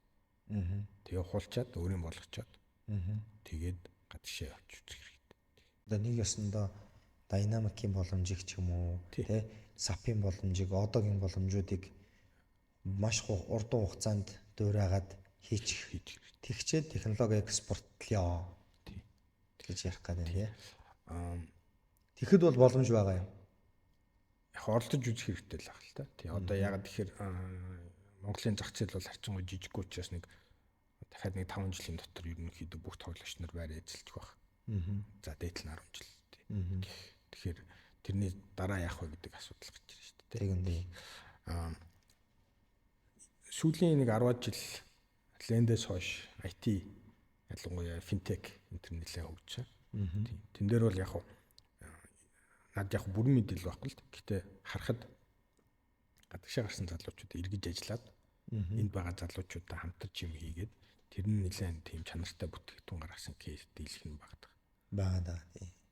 Энд бол дахиад та анзаарах юм бол Монголын одоо юу гэдэг топ хүмүүс гадны топ хүмүүстэй хамтарч ажиллах нөхцөл байдлыг бүрдүүлчихэд ингээд хөрөнгө босгож байгаа одоо үйл ажиллагааны амжилттай явж байгаа. Кейс шүү дээ тий. Тэгэхээр нөгөө миний бодлоор бол манай лендийнхэн өөрийнхөө чадах дахиад өөрийнхөө чадахгүй зүйлсийг аягүй сайн мэдж байгаа. Тэрнийг нь яаж нөхөхөө бас сайн мэдж байгаа. Гадагшаа залгагдаж ажиллахаа сайн мэдж байгаа. Таны хувьд асуулт та тий. Та бол одоо ингээд ер нь хэдэн жил за сапыг нэвтрүүлэх гэж ингэж явж байгаа вэ? Одоо ч нэг 14-5 жил. 14-5 жил тий. Тэгэхээр 14-5 жил ингээд ер нь энэ хугацаанд нэвтрүүлэх гэж байгаа энэ хугацаанд тий. Одоо за яг амар жаргал гэдэг хүний бодлыг Монголын технологитой холбоод ингээд бодъё л да тий. Энэ хугацаанд та яг SAP шиг ERP системийг одоо Монгол залуучуудын хүчийг ашиглаад хийгээд дэлхийд гарья буюу одоогор бол хоёулаа олон улсын системийг л Монголынхоо зах зээл дээр эргэлдэх гэдэг шүү дээ тий. Тэгэхээр тэрний чадамжийг та угаас мэдж байгаа, бүгдийг мэдж байгаа. Тэрийг хулбарлаад дэлхийд гарья гэж бодож ирсэн удаа байна уу? Үгүй баг. Яг би зүгээр нөгөө том системийг дотроос нь байнга ухчихдаг болохоор IT талаасаа, бизнес талаасаа ямар их мэдлэг шингэсэн байгаа вэ гэдгийг ерөөхдөө тодорхой төсөөлж байгаа. Тийм. За тэгээ хийсвэрлээд ярих юм бол SAP гэдэг компани өөрөө 100,000 ажилтнтай, 120,000 ажилтнтай байна. Тэгэнгүүт тэрний магадгүй 30,000 хөгжүүлэгч байна. Монгол өөрөө нийтдээ 30,000 хөгжүүлэгчтэй юу гэдэг ч асуудал тийм ээ. Тэгэхээр бол хэцүү. За тэгвэл эсэргээр шээ заяа. Та за 15 жилийн хугацаанд за 10 жилд нь ер нь CP-ийн тэр ноу хау тэр юмнуудыг мэдсэн тийм. Тэгэнгүүтээ энийг дуурайгаад Монгол залуучуудыг ашиглаад Монголд за олон улсад гарахгүй тий. Хоёулаа Монголдоо хийя гэж бодож ирсэн үү? Яг хоо миний хувьд бол дотоодын вендоруудтай бол ингээд SAP ингэж ажилладаг гэж тайлбар хэлэхэд бол байнга нээлттэй байдаг. Тийм. Яг хоо зүгээр хараахан тийм кейс болоогүй үсэгүй байна л да. Мэдээж бүгдээрээ би наа тань ярилцдаг тий. Нээлттэй гэдгээ хэлдэг. Хараахан тэр талаар бол үйлдэл бол гараагүй байна. Бид нар бол яг өөрсдөө юу гэж харддаг вэ гэхээр бид нар байгууллагын мэдээллийн технологийн enterprise IT систем нэвтрүүлэх чадвартай баг хамт олон юм байна гэж сүлгийг харж байгаа. Тийм зөвхөн SAP гэсэн үг биш тий. Тэгэхээр тэр тал руугаа нэлээ анхаарч ажиллаад одоо бид нар анх бол яг Монголын том компаниудыг тооцоолдог байсан. Тий. Одоо хөгжүүлье. Тэр ажлын үр дүн маань дунд руу шилжиж шингээд дахиад жижиг дунд руу шингэн бичтэй гэж харсан. Гэтэ яг ингээ ковид мод гэд зөндөө олон юм болж лээ л да. Тэгээд дунд хэмжээний систем санал болгож эхэлсэн. Томоохон хэмжээний хоёр дахь одоо юу гэдэг арай нэг хэм сонголт гэх юм гарч ирж байгаа. Гэх мэтлээ ингээд одоо бол ерөнхийдөө дундаас дээш хэмжээний компаниудад сонголтыг хийж өгöd тэгээд нэвтрүүлж өгөх ийм боломжтой болоод ирсэн. Зөвхөн нэг вендортой уялдсан биш юм байна. Тэгэхээр нөгөө над руу ярьж болно гэсэн. Тийм байна. SAP амар жаргал биш. Ер нь ERP амар жаргал. Тийм. Тэгэхээр асуудлаа танд бол сонголт байгаа юм байна. Над бол бодит мэдээлэл байгаа. Олон хөлбөр байгаа. Харьцуултууд бол байгаа юм байна гэсэн үг юм байна. За гоё минь наа ч бол гоё миньтэй байна. Тий яг нөгөө SAP хийдэг болохоор гадны вендорууд манай компани нөгөө хүчин чадал түүх одоо төсөл хийхэд ямар асуудал гардаг тэрний шийдэх чадвартай гэдгийг бол гадны вендорууд ялангуяа төсөөлөх чадвартай. Тийм өнөөдөр жишээ нь би өглөө нэг гадны вендортой кол хийгээд хурал хийгээд ирсэн. Тийм нөхдүүд бол та нарын SAP хийдэмч манай бас партнер болчихжээ гэдэг хүсэл тавьж байгаа. Яг ийм кейс бол энэ жил бас нэлээд явж байна л да. Тэгэхээр нөгөө миний борлуулах бүтээгдэхүүн тийм байна. Сагсны бүтээгдэхүүн нэлээд олон болсон. Тийм байна. Зөвхөн л одоо юу гэдгийг нөгөө хүнтэй бүтээгдэхүүнтэй, том бүтээгдэхүүнтэй бүгд нь яриад байдаг гэсэн бол одоо та зах зээлээ бас мэдрээд те нөгөө үнийн бодлогыг нь жоохон мэдрээд өөртөө боломж гаргаж штэ. Тий. Яг эхний зорилгоосоо бол буцааг байгаа л да. Тий. Том компаниудаа сайхан хөгжүүлмээр байна. Одоо энэ гадны бэлэн мэдлэг бизнесийн мэдлэг шүү дээ. Тий. SAP ялангуяа дэлхийн бүх том компаниуд ашиглаж байгаа учраас бизнесээ яаж явуулах вэ гэдэг дээр маш их мэдлэг шингээсэн байдаг. Тэгэхээр энийг л бид нэр оруулж ирмээр байна. Тийм манай том компаниудын нөгөө мото тий хэлдэг үг дэлхийн хөгжлийг Монголд гэдэг үг байгаа шүү дээ. Би болохоор дэлхийн бизнесийн хөгжлийг Монголын компаниудад авчрах санаатай л яваад байгаа. Тийм байна. Наа ч юм бол гоё санаа байна. Ер нь гэхдээ дэлхий дээр угаасаа ERP үзүүлдэг хийдэг тий. За цөөхөн л гэж боддог бах. Ер нь ямар хідэн компаниуд байна тий. Одоо томчууд гэхээр та ингээд томчуудыг нэрлүүлдэг. Сүүлийн үед гарч ирж байгаа тий шилдэг одоо тэр арга барилыг мэдээж нөгөө түрүүний ярьсан сайн хуулаад тэгсээр арай баг өртөгтэйгөр ч юм ингээд гарч ирж байгаа компаниуд байж л таараа ойлгомжтой. Эсвэл илүү боломжтой нөгөө AI-ын ашиглаад ч юм уу тий машин сургалтын ашиглаад өөр модулуудыг шингээсэн давуу талгаар үсгэсэн платформуд бас байгаа байх л та. Тэгэхээр яг хоёлоо тодорхой платформуудыг ингээд нэрлэе хүмүүс бас мэдэх ёстой ах гэж бодож энэ сэдвийн хүрээнд тий. За том компани, том ERP vendor, уламжлалт томоохон ERP vendor гэхээр нэг 3 4 байна. Тий. За SAP байна, Oracle байна, Infor гэж байгаа. Infor гэдэг Америк. Oracle бол Америк, SAP бол Герман тий. Бусд нь болохоор дунд хэмжээндээ дийлэх нь орж байгаа. Sage гэж байгаа, Informatica гэдэг байдаг. Одоо тухайн улс орондоо эсвэл TIV-дээ үйлчлэгээ үзүүлдэг нэлээд зах зээлийг хамарсан тийм сонголтууд байж. За жижиг дундаас бол Монголд их тархсан нь бол хуучин нар бол Navision. Одоо бол Microsoft Dynamics Business Central гэдэг байна. Тэр нь бол жижиг дунд бизнес. Тийм. Жижиг дунд систем. Тий. SAP талаас бол SAP Business One гэдэг бас байдаг. Жижиг дундад зориулсан. За дахиад өдөө ERP гэдэг бас жижиг дундад зориулсан шийдэл. Монголд бол түгэм л байна. Бид нэр түрүү нөгөө арай нэг хямдхан гэхдээ SAP шиг гэдэг сонголт ярьлаа шүү дээ. Тий. Бид нэр саяхан хятадын том ERP vendorтай холбогдоод партнер болсон байгаа. Компанийн нэр нь Yonyu гэдэг. За тий. Хятад өөрөө комментээр оруулчих тий. Бичсэн дээр баг тий. Тэгээ биччихье. Хэрэгтэй хүмүүст хэрэгтэй мэдээлэл багхгүй. Хятад өөрөө том учраас нөгөө доторх кейс нь хангалттай их байна. Тий. Тэгэхээр тухайн компани бол өөрөө Хятад бүрэн амарсан байна. Азийг бас нэлээд сайн амарсан байна. Тий. Монголд бас төсөл хийгээд 1-2 төсөл хийгээ явж байгаа. Тий. Тэгээд бидний нөгөө SAP хийдэг болохоор SAP хийдэг болохоор бас хамтарч ажиллая гэдэг ирсэн юм байдалтай. Өглөө бол дахиад нэг өөр компани ярьсан. Энэ өөрөө нөгөө одоо ERP систем нэвтрүүлэх гэж байгаа. За эсвэл сонгох гэж байгаа тий эсвэл солих гэж байгаа шинжлэх байгууллагуудад хэрэгтэй мэдээлэл авах гэж бодож байгаа. Харьцуултуудыг хийж үзэх хэрэгтэй. Монголынхоо компаниудыг ч гэсэн харьцуулж үзэх хэрэгтэй гэсэн.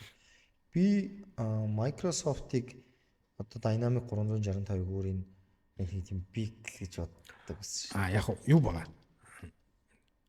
Dynamics 365-ийн ардталт уламжлалтаар нь харах юм бол уламжлалыг харах юм бол хоёр өөр систем байгаа. За. Тий. Ингээд Dynamics 365 гэдэг дарахаар ийм сонголт гарч ирнэ. За. 8-9 сонголт гарч ирнэ. Тэрний нэг нь бол бизнес централ.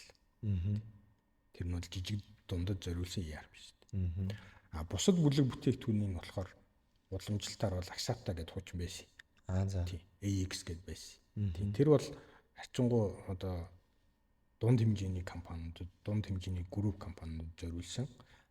Зарим материалыг харах юм бол нөгөө том гэдэг англи руу хаяа орчин байдаг тийм систем байгаа. Тий. Тэр болохоор санхүү худалдаа авалт гэх дахиад тусдаа модулууд, supply chain модуль энэ төр гэдэг нэлээд том харагдаж байгаа. Тэгэхээр нөгөө мэдээлэл аягүй сайн чеклэх хэрэгтэй байна. Тийм ээ тий. Би ч гэсэн хаяа төрнө. Тийм ээ. Нөгөө өөрийнхөө хэрэгцээ шаардлагатай тохирсон систем гэдгээ л илүү сайн орж ирэх яах хэрэгтэй юм байна. Түүнээс энэ нь том гэд томроо тэмүүлэх биш. Манайх жижиг юм чинь гэж жижигхэн тэмүүлэх биш. Таны шаардлага юу байна гэдгээс айгүй хамаарах гэдэг шүү дээ. Эсвэл нэг нэр бариад тэр нэрээ буруу ойлгож болохгүй байна. За тэр чин дийлэнх нь айгүй хэцүү байна тий. Дөнгөж сая хоёлаа гарлаа шүү дээ тийм ээ. Тэр нь юу хэлж ийм гэхээр Toyota гэхээр зөндөө олон загвар байгаа шүү дээ. Бид нар Toyota гэхээр бүх загварыг ялгаж сонсоод яриандаа оруулж ирээд чи Land унж байгаа юм уу, Prius унж байгаа юм уу гэд ярьчдаг. ERP дээр бол хараахан тэггүй.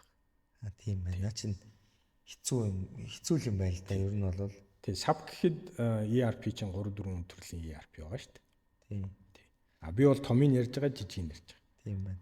Бид нар чи одоо за юу гэдгийг за машин унж байгаа юу гэд тэгэхээр за Benz унж байгаа юу, Toyota унж байгаа юу гэд брэндээр нь ялгаж байгаа. Гэтэ Benz унж байгаа бензин G-класс унж байгаа юу эсвэл седан загварыг унж байгаа юу гэж тодорхойлж бас ярихгүй байгаа гэдэг талтай. Тэгэхээр ERP дээр өөрөө бидний нөгөө нэг юм мэдж байгаа төвшин нь өөрөө бас тийм байх гэдэг юм л та тий. Одоо SAP-ийн бизнес планыг хэрэгжилж гинүү, B-ийг хэрэгжилж гинүү. SAP гэхээр л тэр томыг бодчоод байдаг. Dynamic гэхээр л тэр томыг бодчоод байдаг ч тийм ингээд байгаад байна шүү дээ. Тэгэхээр сонголтын дээр маш сайн ялгаж харах хэрэгтэй юм байна. Тэр нь таны нөгөө хаа хүрэх гэж байгаа вэ гэдгээс их хамаарах гэдэг. Тий, буруу машин унаад яваад иж болохгүй шүү дээ. Буруу машин унаад буруу тийш яваад иж болохгүй гэсэн үг юм байна. Тийм байна. За, энэ бас айгүй чухал point байна. Ер нь бол тэгэхээр бас л ялгаагүй нөгөө нэг хамгийн түрүүнд өөрсдөө сайн хаар гэдэг шиг л болох гэдэг шүү дээ. За, төслийн сонголт, төсөл явцсан, төслийн хугацаа явцсан. За, ер нь төслийн гүйцэтгэлийг тий ямархуу шалгууруудаар ингэж харах хэрэгтэй байд юм би тий. За нэгдүгээрт хугацаа байгаа бах, нэг хоёрдугаарт төсөвтөө багтсан уу гэж байгаа бах. Тэгээ хугацаандаа багтсан уу гэж байгаа. Өөр ямар шалгуурууд ер нь яг амжилтаа нэвтэрсэн гэж үзэх. Эргээд нэг жилийн дараа ч юм уу 3 жилийн дараа сайн тооцоол харах хэрэгтэй байна. Яг төсөл дуусны дараа бол анзаарахгүй л тий. Тэгээд үнэхээр манайх ингээд шин систем аваад нөгөө цахим шилжилт гэж яриад байгаа тийм ээ. Эсвэл одоо тодорхой хэмжээнд цахимжилт гэж яриад байгаа. Энийгээ хийж чадсан уу гэдгээ өөрөөсөө сайн асуух хэрэгтэй. Өмнөхөөс шал өөр болчихсон байх хэрэгтэй шүү дээ. Уг нь бол тийм. Яг цахимжилт талаас бол барууны мэдээллийг харж байхад нэг 3 4 төвшин байж байгаа юм. Тий. Зүгээр интеграцид орох. Тий хоорондоо уялдаатай нэг систем ашиглана гэсэн үг.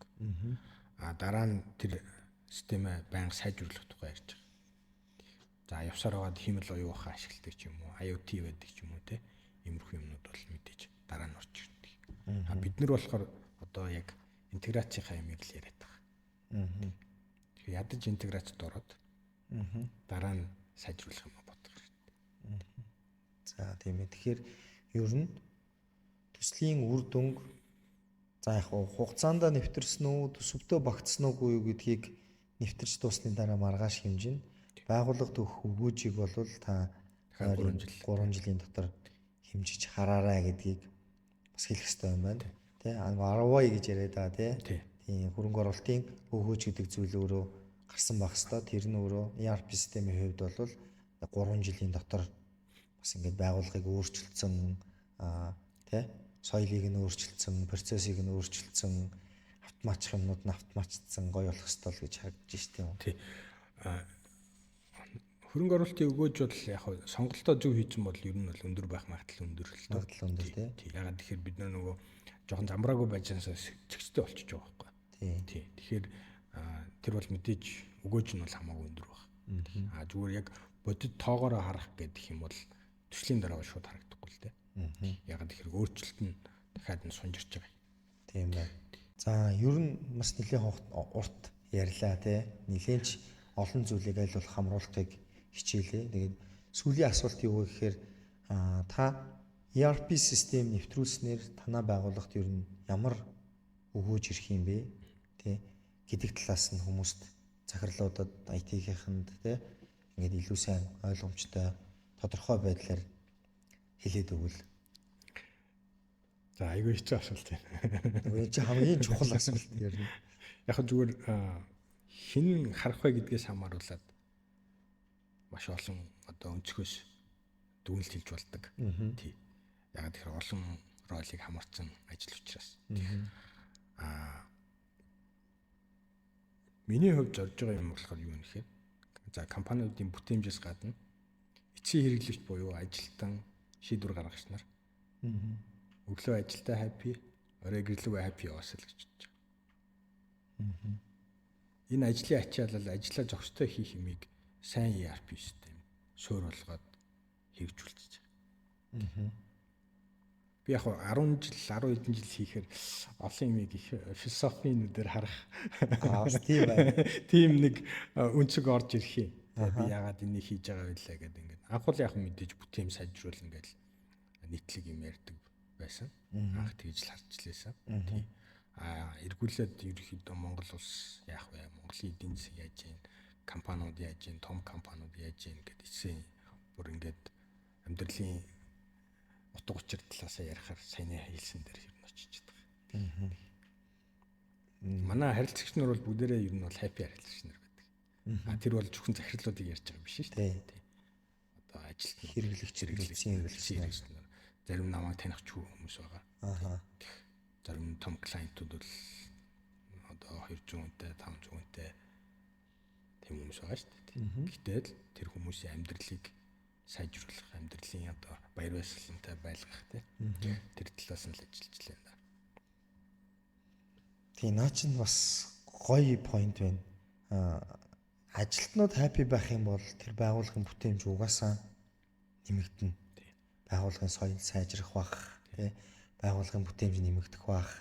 Тэгээд ажилтнууд баяр баясгалантай байснаар тэр байгууллагын харилцагч нарт үйлчлэгээ сайжирдаг. Тэгэхээр ажилтнууд амар тийм минимсгэлсэн байдлаар тий аз жаргалтай харилцагчтай үйлчлүүл харилцагчийн тоо нэмэгдэх бах, харилцагчийн тухайн байгууллагад үнэлгээ нь бас нэмэгдэх бах. Тэгээд тэдний чинийгээрээ ашиг орлого нэмэгдэх бах, шинэ харилцагч нэмэгдэх бах гэд ер нь бас нөгөө гол рут юм руу явуулчаад байна шүү. Тэгээ эн чинь бас сонирхолтой ч юм уу өндөр дахианы үлгэр шиг байна. Тий. Одоо сайн ERP гоё соёлтой. Чи ингээд нэг нь байж нөгөө нь байдаг. Нэг нь байхгүй бол нөгөөт нь байна гэж хэлэхэд айгүй ч. Тийм байна. Тэгэхээр ер нь ERP нэвтрүүлээд гол үр дүн өгөөж нь өөрөө танай ажилтнууд happy байх хэрэгтэй байх нь байна. Захирлууд бас маань энийг тий сонсогчд маань энийг бас сайн бодох хэрэгтэй байх нь байна. Ажилтнууд маань ч гэсэн тий байгууллагад ажиллаж байгаа ажилтнууд хүртэл манай подкастыг сонсож байгаа. Тэгэхээр тэр хүмүүс бас л одоо ERP систем чинь чамайг happy байлгаж чадчихвэл бас гол зорилго байх нь вэ шүү гэж хэлмээр байна. За тэгээд манай подкастэнд оролцоод ERP системийн талаар тий маш чухал зүйлүүдийг ярилцсан танд баярлалаа. Тэгээд амжилт хүсье. Баярлалаа. Тэгээд нөгөө асууж байгаа хүний бас чадвахаас миний ярианы үр дүн бас хамаардаг. Тэгэхээр нөгөө дэлгэрэнгүй асуусан, тий онж асуусан их баярлалаа. Хүмүүст маань сонсож байгаа хүмүүстээ бас хэрэгтэй юм ярьсан байх гэж найдаж байна. Тийм мэдээж найдаж байна. Тэгээд тэр нь өөрөө манай одоо сувгийн хандлт. За яг одоохондоо бол яг үүндээ бид нар хандлт багтаа байгаа. Гэхдээ аль болох хүмүүст өгөөжтэй, тохирсон хүмүүст өгөөжтэй зөв мэдээллийг түгээхийг илүү зорж байгаа. Тийм. Тэгэхээр яг нөгөө таны хувьд хэлэхэд бас бити их олон хүн хандна гэж бодороо. Гэхдээ явандаа энэ сувг өөрөө илүү улам сайжраад тий ERP нэвтрүүлэх гэж байгаа. ERP гэж бодож байгаа хүн болгон энэ подкастыг сонсох юм бол юу юуг анхаарах ёстой вэ, яах ёстой вэ гэдэг тэр ойлголтыг авсан байхаа гэж найдаж байна. Тэгэх гэж хичээе. За баярлалаа. За баярлалаа.